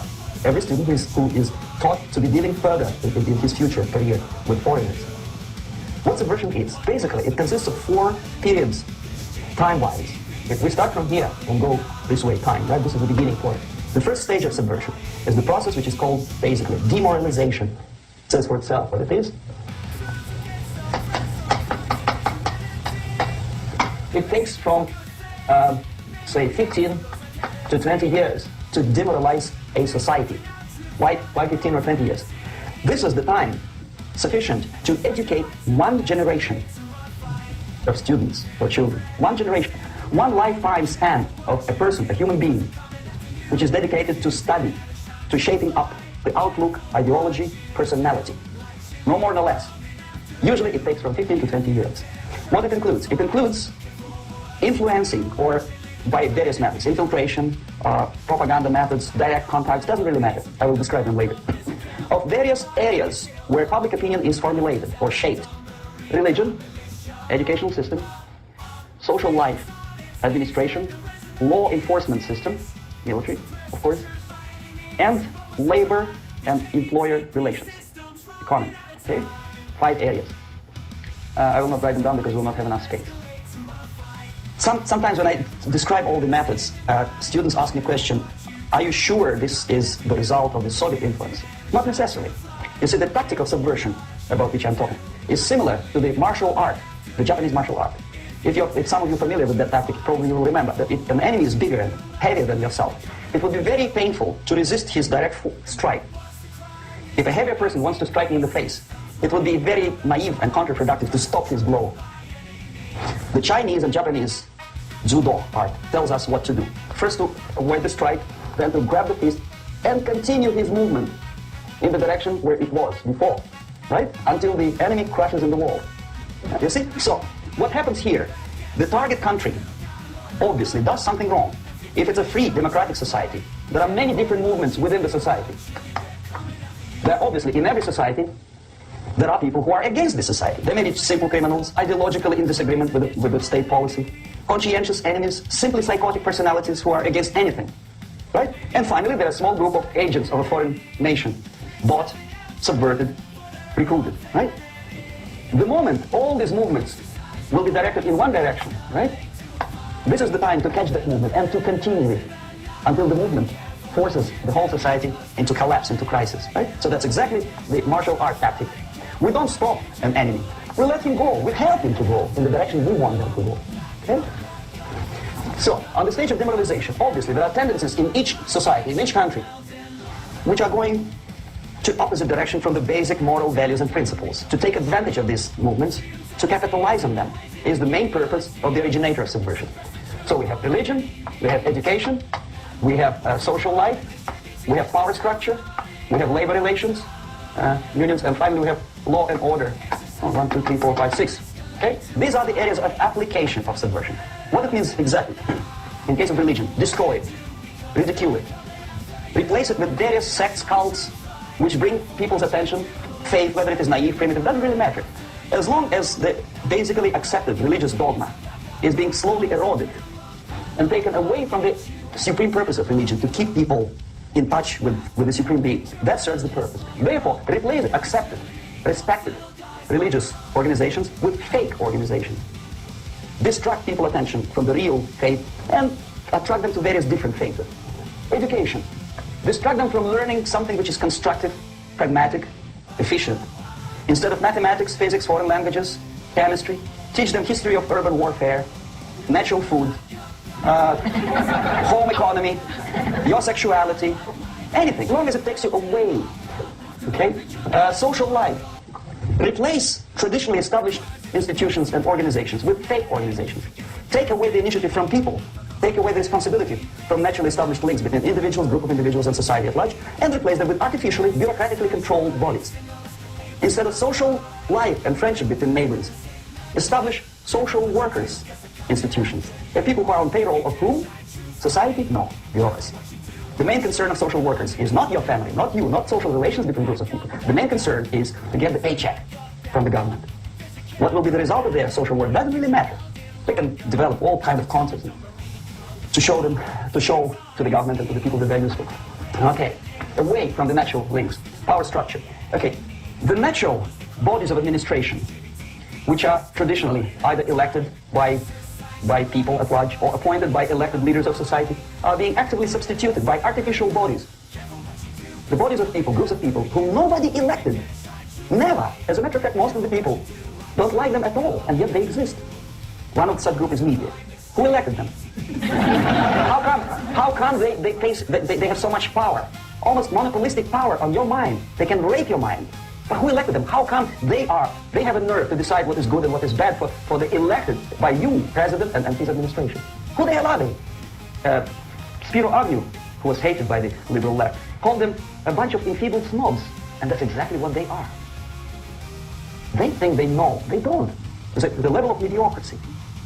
In a big establishment like New York Times, Los Angeles Times, major television network, you don't have to be excellent journalist. You have to be exactly a mediocre journalist. That's easier to survive. There's no competition anymore. You have your good, nice income, $100,000 a year. That's it. Whether you're better or worse doesn't really matter anymore. As soon as you're smiling to the camera and do your job. That's it. No more competition. Power structure slowly is eroded by the bodies and groups of people who do not have neither qualification nor the will of people to keep them in power, and yet they do have power. Okay. Together with that, there's another process. Law enforcement, law and order organization and structure is being eroded. For the last 20, 25 years, if you see old movies and new movies, you can see that in new movies, a policeman, an officer of the United States Army looks dumb, angry, psychotic, paranoid. A criminal looks nice, kind of, well, he smokes hash and shoots the whatever drug, but basically he's a nice human being. He's creative. And he's unproductive only because society oppresses him. Whereby a general of Pentagon is always, by definition, a dumb, a war maniac. A policeman is a big, rude policeman. He abuses his power. You know? A generalization like that. The hatred, the mistrust to the people who are supposed to protect you and enforce law and order. Moral relativity. The Angela Buono process lasted 2 years in this country. Relativity. The Angela Buono process lasted 2 years in this country. And yet there are still some lawyers who say, look, he's a nice character, as a matter of fact. There was some witness who said, also a criminal, who said, well, he's a nice guy. I asked him one day to burn a house of my enemy, and he wouldn't do it. Nice fellow. A slow substitution of basic moral principles, whereby a criminal is not a criminal, actually. He's a defendant. Even if his guilt is proven, there is still a doubt to kill or not to kill, to be or not to be. Thou shalt not kill, yes. But this line may not necessarily be applicable to a murderer. Thou shalt not murder. That should be the presumption, not that thou shalt not kill. Okay, labor relations. At this stage, within 15 to 20 years, we destroy the traditionally established links of bargaining between employer and employee. The classical Marxist-Leninist theory of natural exchange of goods. person A has 5 sacks of grain and person B has 5 pairs of shoes. And the natural exchange without money is when they bargain between each other. And only with the introduction of the third force C, an entirely third foreign stranger who says, no, don't give him 5 sacks of grain, give it to me. And you give me your 5 pairs of shoes and I will distribute it accordingly. So that the economy will go. This is the death of natural exchange, and death of natural bargaining. Well, trade unions were established 100 years ago. The objective was to improve working conditions and to protect the rights of workers from those employers who were abusing their right because they had more money. Objectively, at that time, initially, the trade union movement did work. What we see now is that the bargaining process is no longer resulting in the compromise, which is leading objectively to betterment of working conditions and increase of salary. What we see is that after each prolonged strike, the workers lose. Even if they have 10% increase of their salaries, they cannot catch up due to inflation and due to missed time. More than that, millions of people suffer from that strike because the economy now is interdependent. It's intertwined like one body. If previously steel workers, say 100 years ago, could strike and nobody would suffer, now it's impossible anymore. If a garbage collector strikes today, the rest of the multi-million city is stinking. I mean, there's no more service. In Quebec, for example, we had the electricians who were on strike in the middle of winter. You can freeze your bottom, and they still were on strike. Did they catch up with the salary? No, they lost. Who benefited? The leaders of trade union. What is the motivation for strike? Improving workers' conditions? No, obviously it's not. Then what is it? Ideology. To prove to these capitalists. And the obedient horde of workers, like sheep, follow these people, and they cannot disobey. Why? Because if they do, you know what happens to them. Pickets, murders, shooting truck drivers, like picketers. In Montreal, for example, I saw with my own eyes when I was correspondent of CBC International, Canadian Broadcasting Corporation, when the workers of aircraft factory destroyed computers and the equipment in the factory. And the administration employed strike breakers, their cars were turned upside down and burned. Their houses were burned, their kids were intimidated, and some victims were there, of that can be sure. Why? To improve conditions of workers? No. Ideology. Okay, so this is what happened, basically. It may or may not happen without the help of the Soviet Union. But the natural tendencies are being greatly taken advantage of and capitalized by the Soviet propaganda systems. How? Whenever trade union strikes, we have influx of propaganda, mass media, ideological dissemination. The workers' right, and we repeat it like Paris. Yes, workers' right. Whose right? Workers? No. The only freedom of worker to sell his labor according to his own desire and will is taken away from him. By whom? By trade union boss. Unlimited power is given. Responsibility. I want to sell my labor not for $2.50 an hour, but for $2. I don't have right. My freedom is denied to me. I know that if I sell my work for $2 an hour, not for $3 an hour, I will compete better with the other guy who is lazy and more greedy. I don't need $3. I need only $2. No, I was made to believe by media, by business, by advertising agencies that I need more and more and more. Have you ever heard any advertising on TV to consume less? No. No way. Whether you need a 6-cylinder car or not, you have to buy it. And hurry up. When I was driving here on the local radio station, an excited announcer said, "You hurry up, rush and save, save, save. There's a 20 houses sale." Save by buying more. Of course. It would be too naive to expect that KGB makes the advertising agency to do such a crazy commercial. No, of course not. But what we did when I was working for Novosti Press, we would snow plow editorial offices, student organizations, religious groups with literature of class struggle. If not directly Marxist-Leninist propaganda, then a propaganda of the legitimate aspirations of working class, betterment of life, equality, mind you. President Kennedy once said, we will make America to believe that people are born equal. Are people born equal? Is there any mentioning in the Bible or any other holy scripture in any religion, if you don't believe me, go to library and check it. There is not a single word about equality. Just the opposite. By your deeds, God will judge you. What you do is important. The merit of your personality.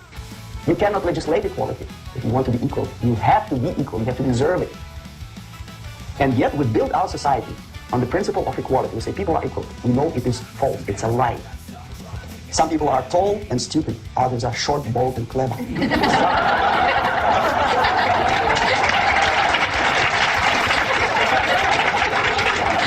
If we make them equal by force, if we put the principle of equality in the basis of our socio-political structure, it's the same thing as building a house on sand. Sooner or later it will collapse, and that's exactly what happens. And we, as Soviet propaganda makers, are trying to push you in the direction which you go yourself. Equality, yes, equality. People are equal. Land of equal opportunities. Is it true or not? Think about it. Equal opportunities. Should there be equal opportunities? For me, and for a lazy bastard who comes here from some other country and immediately registers as a welfare recipient benefit. I never received a single dollar. No, sorry, I did receive once. But I never applied for welfare. For the 13 years, I took any job. Security guard, journalist, taxi driver, anything. Well, I was restless, but some people don't like it. They immediately. So why should we have equal opportunity? Why? The equal opportunity to excel. Equal opportunity in equal circumstances, yes, but you know people are different. To excel, yes, provided we reach the same level of excellency, perfection, which is hypothetical, distant future. Yes, maybe, but we know perfectly well that even with the best intentions, people could not be equal. Why should we have equality in the, say, legal system? Myself, I'm considering myself a law-abiding citizen, and a person who comes here to rob and shoot, say, the United States administration under Carter imported thousands of Cuban criminals. They were non-criminal, yet they were accepted. Do you think it's fair if myself and my wife from Philippines, who work like a, excuse me, horse, as a lab technician in the hospital, should have the same rights as a criminal from Cuba? Why? And yet we repeat as parents, equality, equality, equality. And the Soviet propaganda system helps us to believe that equality is something which is desirable. Democracy, as it was established by fathers of this country, of this system, in the last century, is not equality. It's the system where different people, unequal people, have a chance to survive and help each other in constant competition, in constant perfection. Not equality, which is superimposed from a godfather or a nice person in Washington, D.C. And the absolute equality exists in Soviet Union, quote-unquote equality. Everybody is equal in dirt, except some people are more equal than the others in Politburo. So, the moment you bring a country to the point of almost total demoralization, when nothing works anymore, when you are not sure whether it is right or wrong, good and bad, when there's no division between evil and good, when even the leaders of church sometimes say, well, violence for the sake of justice, especially social justice, is justified in countries like Nicaragua, El Salvador, well, maybe Rhodesia, and we listen to them and say, yeah, probably it's true. Is it true? No, it is not true. Violence is not justified, especially for the sake of quote-unquote social justice introduced by Marxist-Leninists. That is my former colleague from Novosti Press Agency. Okay, so we reach the point. The next step is destabilization. Again, this word says for itself what it is. To destabilize all the relations, all the accepted institutions and organizations in a country of your enemy. How you do it? You don't have to send a battalion of KGB agents to blow up bridges. No, you let them do it themselves. The area of application is, again, it's narrower now. Not like the previous case. The overt legitimate actions of the KGB in this case would be hardly noticeable. There's no crime if a professor who recently went to USSR introduces a course of Marxism-Leninism in a Californian college, for example. Nobody's going to come to his doorstep and say, okay, mister, come, you're under arrest. No, it's not a crime. It's not even considered a moral crime against your country. So the area of application here is narrowing down to economy, again, labor relations, right? To law and order, plus military. And economy, law and order. Yes, and again, the media, but wider scope, little bit different, I'll explain later. Okay, basically 3 areas. Economy, the radicalization of bargaining process. If on that stage, we still could achieve, theoretically, some positive compromise between the negotiating sides with say, the introduction of arbitrary judges, the third side, objectively judging the demands of both sides. Here, it's radicalization. On the stage of destabilization, we cannot come to compromise even within a family. The husband and wife couldn't figure out which is better. Husband wants his kids to eat at the table, and wife wants him, child, to roam around the room and drop food all over the floor. They cannot come to compromise unless they start a fight. It's impossible to reach a compromise, constructive compromise between neighbors.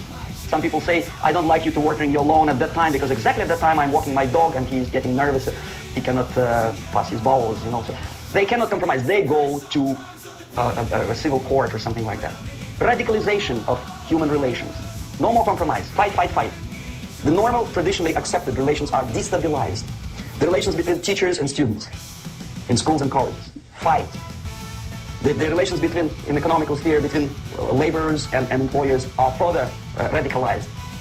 No more acceptance of the legitimacy of demands of workers. Unlike Japanese, with the theory Z, if you ever heard about it. where the workers are involved in the decision-making process. Therefore, they don't have moral incentive to fight their bosses. In the United States, it's just the opposite. The harder is the fight, the better. The more heroic they look. When the Greyhound network was on strike recently, the correspondents of local TV networks all over the United States were approaching the strikers, and they say, oh yes, we are doing something nice. They looked like heroes and they were proud. There was some family, the husband was a bus driver. Now they decided in the protest against the bosses to camp somewhere in the forest. And they were presented to the audience as a heroic, nice people, you see. The violent clashes between passengers, picketers, and the strikers are presented as something normal. 10, 15, 20 years ago, we would be angry, say, why so much hatred? Today we are not. We say, well, commonplace. Radicalization, militarization sometimes. As I explained on that stage, I took a step a little bit further. Shooting people. Okay, law and order now also is pushed into the area where previously people settled their differences peacefully and legitimately. Now, we are getting with this court cases, in the smallest irrelevant cases, we cannot solve our problems anymore. The society at large becomes more and more antagonistic between individuals, between groups of individuals, and the society at large. The media puts himself in the opposition to the society in general, at large. Separate, alienated. Okay? On that stage, you remember I was talking a couple of hours ago about the sleepers. That's when the students from, say, United States, if they're trained in Lumumba University, or developing nations, that's the students I was dealing with, are being sent back from the Soviet Union here. Or if they were already in the United States, in the country, which is the object of subversion, they spring to action. The sleepers go up. They slept for 15 to 20 years. Now they become leaders of groups, preachers, I don't know, public figures. Prominently, they actively include themselves in the political process. All of a sudden, we see a homosexual. 15 years ago, he did his dirty job and nobody cared. Now he makes it a political issue. A political issue. He demands recognition, respect, human rights, and he rallies a large group of people.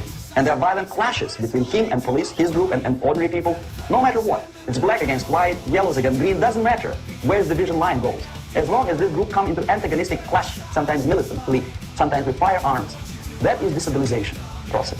The sleepers, many of whom are simply KGB agents, become leaders of the process of destabilization. Doesn't mean that Comrade Andropov sends Comrade Ivanov to the United States. The person who takes care is already here.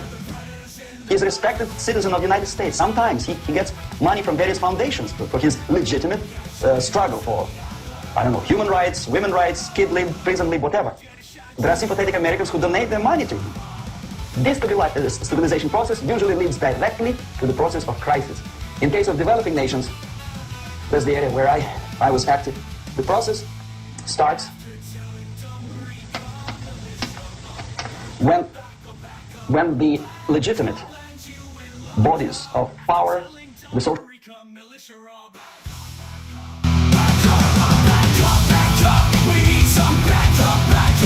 There's a camera bad luck, come back up.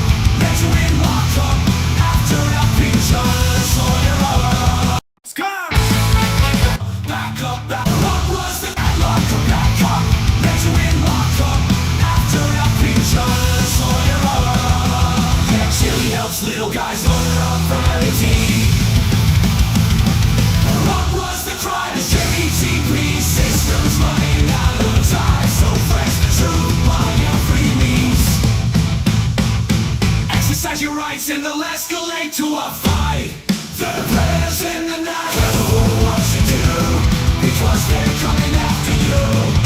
If you damn shy to fight, careful what you do, like chili, they're coming after you. Like chili, they're coming after. Like chili, they're looking for you. Like chili, they're targeting you. Like chili, they're targeting you. Like chili, they're suppressing you. Like chili, they're oppressing you.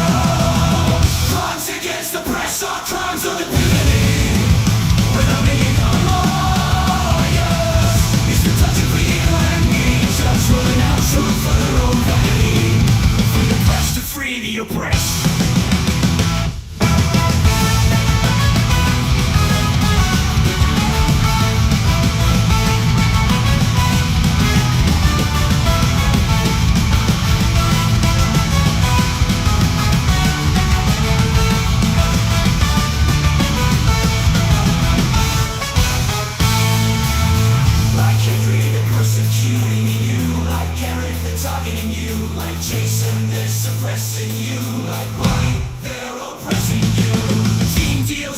try to rescue you.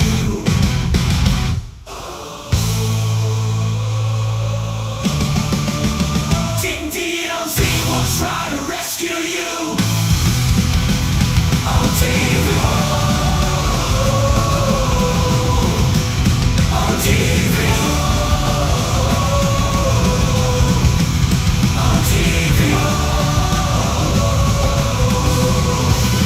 On TV. On TV. On TV. On TV.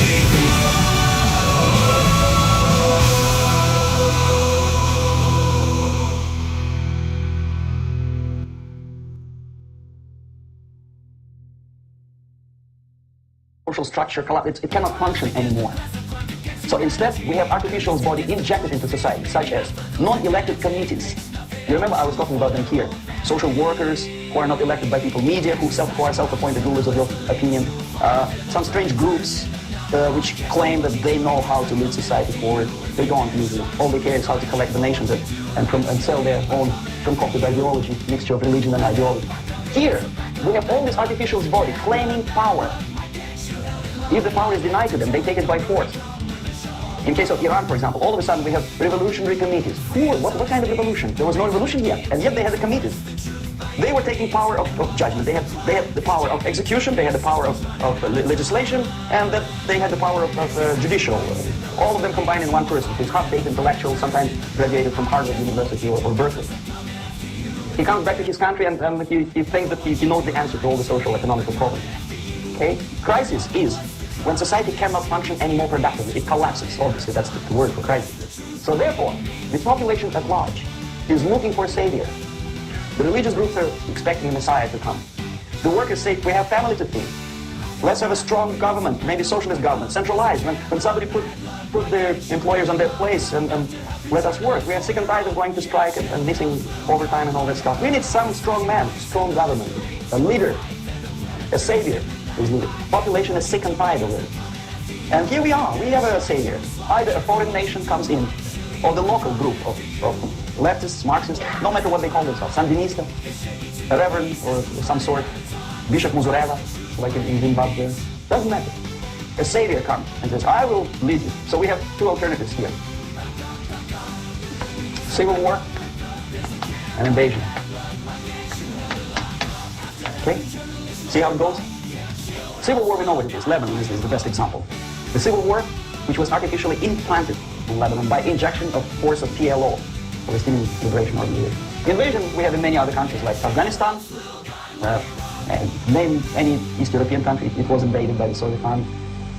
But the result is the same. The next stage is normalization. Normalization is a very ironic word, of course. It is borrowed from 1968 situation in Czechoslovakia, when the Soviet propaganda, and after them New York Times declares the country is normalized. The tanks moved into Prague, so there's no more Prague Spring, there's no more violence, normalization. At that stage, the self-appointed rulers of the society don't need any revolution anymore, they don't need any radicalism anymore. So this is the reverse from destabilization. Basically, it is stabilizing the country by force. So all the sleepers and activists and social workers and liberals and homosexuals and professors and Marxists and Leninists are being eliminated, physically sometimes. They've done their job already, okay? They are not needed anymore. The new rulers need stability to exploit the nation, to exploit the country, to take advantages of the victory, okay? So no more revolutionaries, please. And that's exactly what happens in a number of countries. You remember Bangladesh? This is the crisis in which I was instrumental. First they had Mujibur Rahman. In 1971, he was the leader of People's Party, Awami League, with mustache like Stalin. He was in Russia many times. In 5 years, he was shot by his former colleagues, Marxists. He fulfilled his function. In Afghanistan, it happened 3 times. First there was Taraki, then there was Amin, now there's Babrak Karmal. They killed each other successively, one after another. The moment he fulfilled his duty, the first one demoralized country, the second destabilized, the third one brought it to crisis. Goodbye, comrade. Babrak Karmal comes from Moscow and put into the seat of power. Same thing happened in Grenada recently. Maurice Bishop, Marxist, was killed by Austin, what's his name, General something, who was also a Marxist. Right? So no more revolutions, please. Normalization now. From now on, no more strikes, no more homosexuals, no more women lead, no more kid lead. No more live, period. For good, solid, democratic, proletarian freedom. That's it. Now, to reverse this process takes enormous effort. When today, the United States had to invade Grenada to reverse the process of subversion. Some people say, boy, this is not good, it's not kosher to invade the beautiful country, island of Grenada. Well, why didn't you stop the process here, when Grenada was just approached by leftists? Why not to prevent Maurice Bishop to come in power in the first place? Did Grenadians want him? Very questionable. They didn't know who was Maurice Bishop in the first place. He came to power by coup d'etat himself. Okay? No, we let the situation develop further and further and further until the crisis and normalization very soon. And then the United States decided to invade the country, discovering that the country was absolutely a military base for the Soviet Union. Of course it's a drastic measure. Of course it's a pity that Marine Corps had to lose, what, 17 lives? Very bad. Why not to stop the process before it comes to crisis? Oh no, intellectuals will not let it. It's interference into domestic affairs. They're very careful not to let American administration interfere in domestic affairs of Latin American countries. They don't mind Soviet Union interfere in this affair. So to reverse this process, from here, it takes only and always military force. No other force on earth can reverse this process at this point. At this point, it does not take military invasion of the United States Army. It takes strong action, like in Chile. A CIA covert involvement to prevent the savior from outside to come into power and to stabilize the country before it erupts into civil war. Okay? Support the right-wing conservative forces. By money, by crooks or love, doesn't matter. Stabilize the country. Don't let the crisis develop into civil war or invasion. Oh no, your liberals will say it's against the law. The Congress will not appropriate money for covert actions of CIA. Why not? Should we wait till the normalization comes and Soviet tanks land in Los Angeles airport?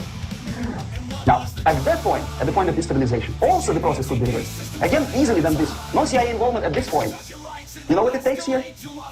Restriction of some liberties for small groups which are self-declared enemies of the society. As simple as that. Oh no, the media and liberals will tell you this is against the American Constitution. How can we, by force, deny the civil rights to criminals, for example? It's not good. Okay? So we allow them to. Okay, if you allow the criminals to have civil rights, go on and bring the country to the crisis. This is the bloodless way to do. Curb the rights. I mean, not to put them in prison. No, I'm not talking about putting all the gays from San Francisco in the concentration camp. Do not allow them to take political force. Do not elect them to the seats of power, whether it is municipality level, state level, or federal level. It has to be beaten in the heads of American voters that a person like that in the seats of power is an enemy. Do not be afraid of this word. It is an enemy. If he is not an enemy here, he will be here. Later on, he will be shot, of course. But at this point, he is an enemy. Okay? You are doing great service by denying him a right to capitalize on his own crazy ideas and become a powerful man, a man who uses the seat of power. Restriction of certain freedoms and permissiveness at that point would prevent sliding into crisis and probably will return the process of destabilization. To curb unlimited power, monopolistic power of trade unions, here, at that point, would save economy from collapsing. To introduce a law to stop private companies of raping public opinion's mind in the direction of consumerism. No company must have a right to force you into buying more unless you want it. There must be a law. You want to advertise your car? Okay. But not a single mentioning of buying it now and saving money. It must be against the law to force people to consume more. Self-restraint. Previously, before this process started, the self-restraint was a business of church, religion. Because our preachers, the fathers of church, would tell us, material values are good, but it's not the prime function of human being. Because you have to live with something. Obviously, the design for our life is not to consume more deodorants. There must be something greater. If such a complicated instrument as human body was created, obviously there must be some higher purpose for that. And it's very easy to avoid destabilization by denying the greedy companies one little freedom, one little liberty, forcing you into turning yourself into processors of unwanted products and goods. They turn you into machines, like the worm who there's inlet and outlet. And how long an average appliance lasts these days? Less than a year. Why? Where's workmanship? Well, we want you to buy them. Okay, destabilization process could be easily overcome if, as I say, the society, by its own will or after persuasion by the leaders, will come to the idea of self-restraint. It's so hard, we want to consume more, but you have to. Unless you will come to this stage, when, as we say in Russia, if Sahara Desert ever becomes a communist state, there will be shortage of sand. So you have to curb your you have to curb your expectations at this point before it's too late. But no, we don't want to do it. Demonization process. Again, it's the easiest thing to reverse. First of all, by restricting import of propaganda. The easiest thing to do. Unlimited, unrestrained import of Soviet literature, Soviet journalists. Giving Soviet propaganda and ideological agitators equal time on American TV network. It has to be stopped. And it's easy. They won't be offended, mind you. As a matter of fact, they will respect America more. But then my former colleague Vladimir Posner appears on Nightline, and Ted Koppel asks him, well, Vladimir, what do you think about this? And what can he think? He's an instrument of propaganda. He thinks what Comrade Andropov tells him to think. He's just a nice, articulate mouthpiece of the Soviet subversion system. And Ted Koppel makes you believe that my friend Vladimir Posner thinks...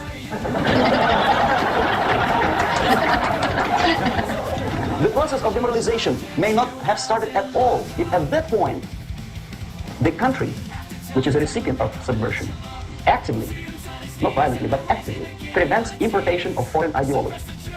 I don't want America to follow the pattern of ancient Japan. You don't have to shoot every foreigner when it approaches the sacred borders of the United States.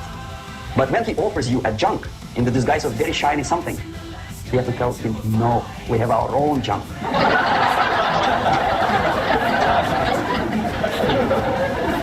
If at that point the society is strong, brave, and conscientious enough to stop importation of ideas which are foreign, then the whole chain of events could be prevented. Recently I been to the Philippines, and I was shocked how in big cities like Manila, children listen to deafening music. A melodious nation with long traditions of good, nice ethnic music, introduced by Spanish long time ago, maybe 2 centuries, 3 centuries ago, I don't remember. All of a sudden listen to musical garbage, blasting their radios at full blast, at full volume. Why?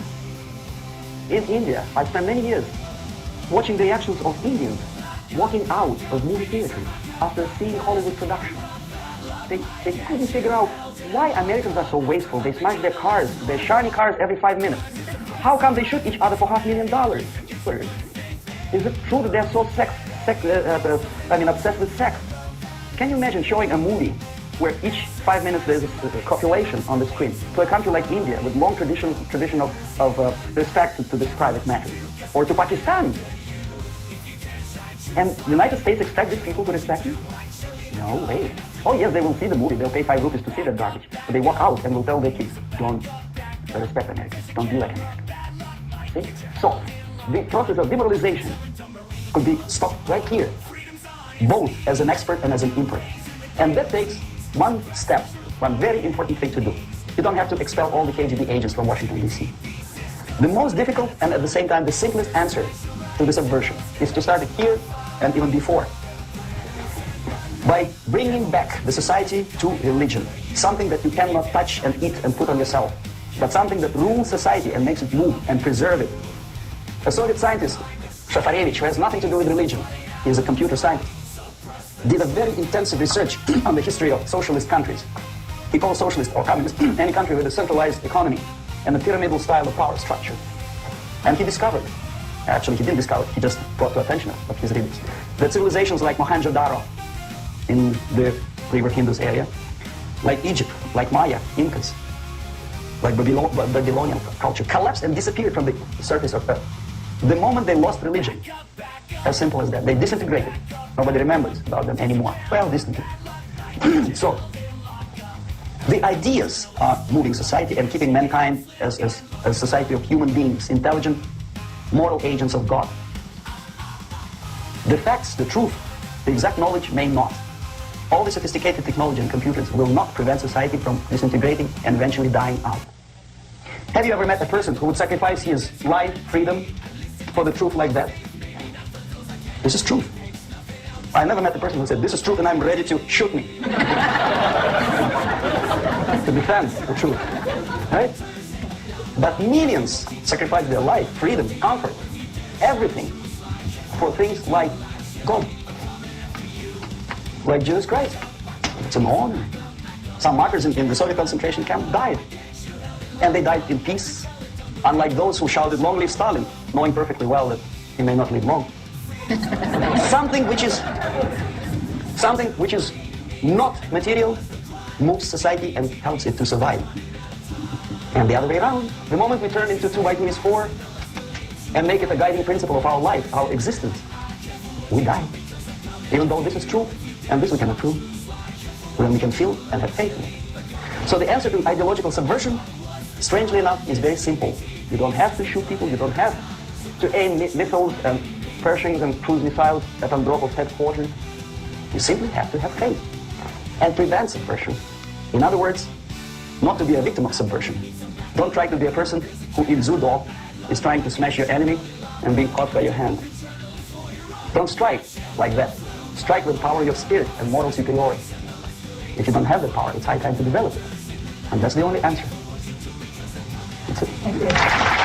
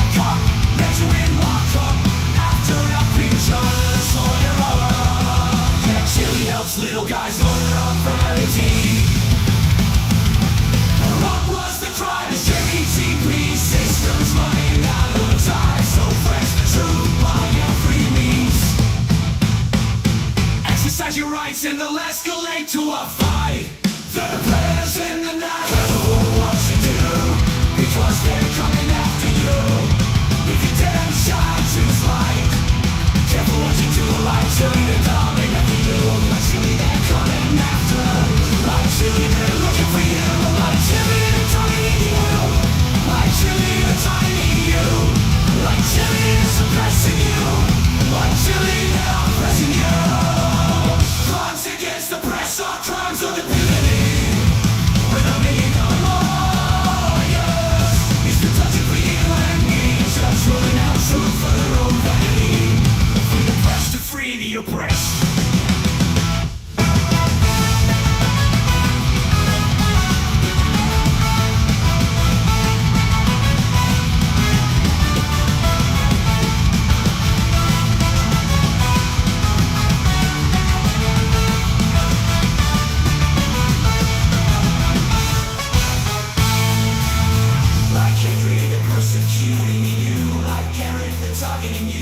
chasing this, suppressing you like why they're oppressing you.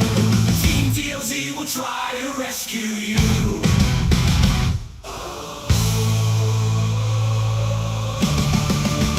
Team TLZ will try to rescue you. On TV. On TV. On TV. On TV. On TV. On TV. On TV.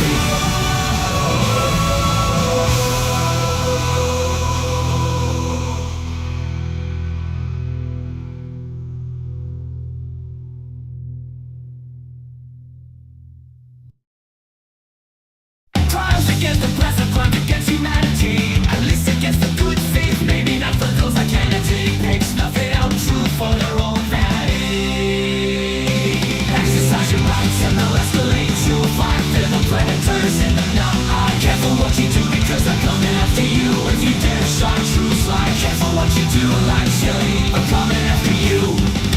Back up, we need some back up. There's a camera, bad luck might get you held in lockup. Have to tell it, don't worry, come when the show up. Freedom's on its knees, we're raising the guillotine. Suppress the truth by any means. And what was the crime? This JBTP system's running out of time. Exercise your rights and they'll escalate to a fight. They're the predators in the night. Careful what you do because I'm coming after you. If you dare shine true slide, careful what you do like chili. They're coming after you. And what was the crime? This JBTP system's running out of time. Suppress the truth by any means.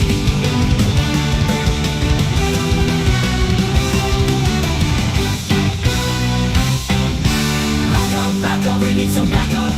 There's a camera, bad luck might get you held in lockup. After helping journalists lawyer up. Yeah, chill out, little guy, lawyer up. Exercise your rights and they'll escalate to a fight. They're the predators in the night. Careful what you do because they're coming after you. If you dare to shine true slide, careful what you do like chili. They're coming after you.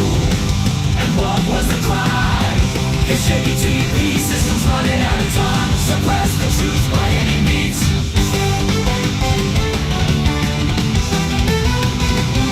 Back up. We need some back up. There's a camera, bad luck might get you held in lockup. After every journalist lawyer up. Yeah, chill out, little guy, lawyer up.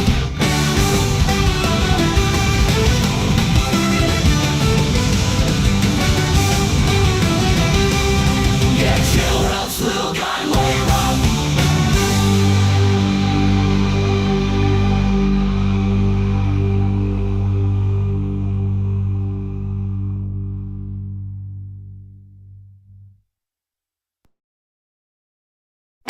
Like a cast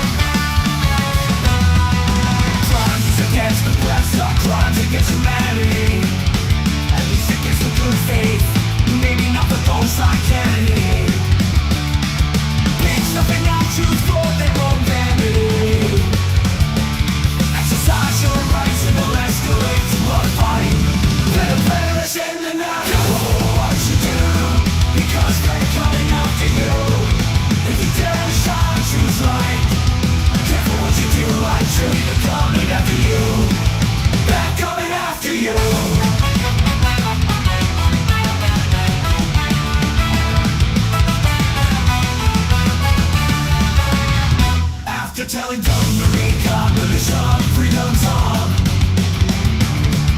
Freedom's on its knees and erasing the guillotines. Suppress the truth by any means. And what was the crime? These JBTP systems running out of time. Exercise your rights and they'll escalate to a fight. They're the players in the night. Careful what you do, because they're coming after you. If you dare shine truth's light, careful what you do, like chili, they're coming after you. And what was the crime? This JBTP system's running out of time. Exercise your rights and they'll escalate to a fight. They're the predators in the night. Naturally else that we got. If you dare to shine truth's light,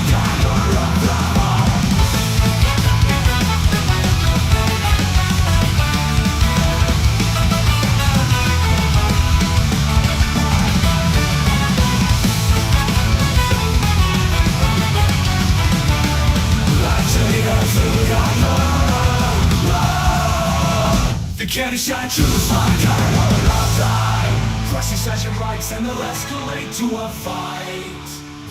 They're the predators in the night. Careful what you do because they're coming after you. If you dare to shine truth's light. Careful what you do, like chili, they're coming after you. And what was once my truth light? Careful what you do, like chili, they're coming after you. And what was the crime? This JBTP system's running out of time. Suppress the truth by any means. Suppress it. Crimes against oppressor, crimes against humanity. At least against the good faith. Maybe not for those like Kennedy. Pick something out to for their own fantasy. Exercise your rights and they'll escalate to a fight. They're the predators in the night. Careful what you do because they're coming after you. If you dare to shine truth's light, careful what you do. Like chili, they're coming after you. If you dare to shine truth's light, careful what you do. Like chili, they're coming after you. Back up, we need some back up. There's a camera padlock, might get jail and lock up. After telling dumb to read the militia. Freedom's on its knees and the resin of guillotines. Suppress the truth by any means. And what was the crime? This JBTP system's running out of time. Exercise your rights and they'll escalate to a fight. They're the predators in the night. Careful what you do because they're coming after you. If you dare to shine truth's light, careful what you do. Like chili, they're coming after you. If you dare to shine truth's light, careful what you do. Like chili, they're coming after you. And what was the crime? This JBTP system's running out of time. Suppress the truth by any means.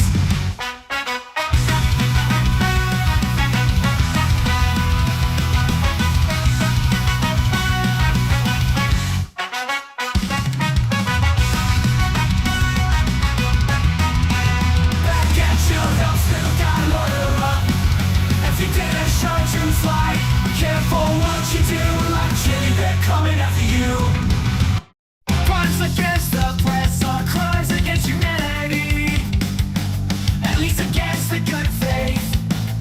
Maybe not for those like Kennedy. Pick something out truth for their own vanity. Exercise your rights and you'll escalate to a fight. They're the predators in the night. Careful what you do because they're coming after you. If you dare shine truth's light, careful what you do. Like chili, they're coming after you. Back up, we need some back up. So camera padlock, right, get you held in lockup. After telling dumb to recome militia up. Freedom's on his knees and they're raising the guillotines. Suppress the truth by any means. And what was the crime? This JPTP system's running out of time. Exercise your rights and they'll escalate to a fight. They're the predators in the night. Careful what you do because they're coming after you. If you dare shine truth light, careful what you do. Like chili, they're coming after you. Back up, bring it some back up. Cause a camera padlock might get you held in lockup. After helping journalists lawyer up, yeah, chili helps little guys lawyer up.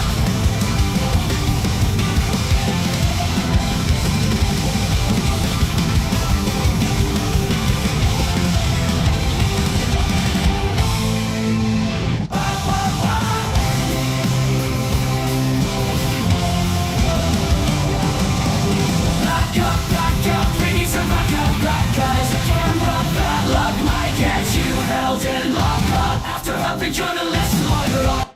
Crimes is the press, crimes against humanity, at least against the good things made.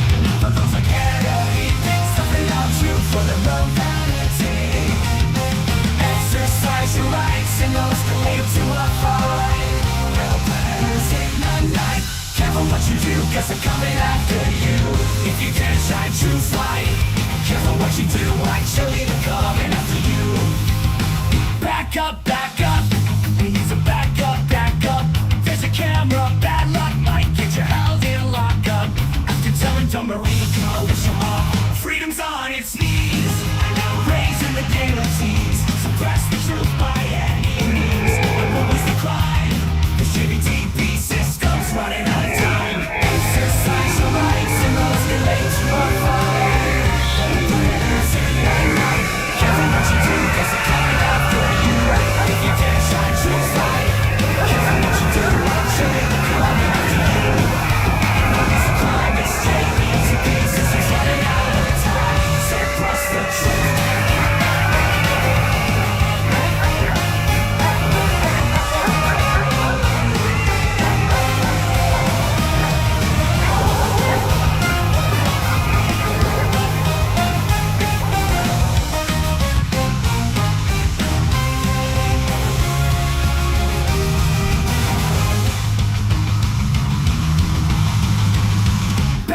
Back up, it's a back up. There's a camera, bad luck might get you held in lockup. After helping journalists lawyer up, yeah, chili helps little guy lawyer up.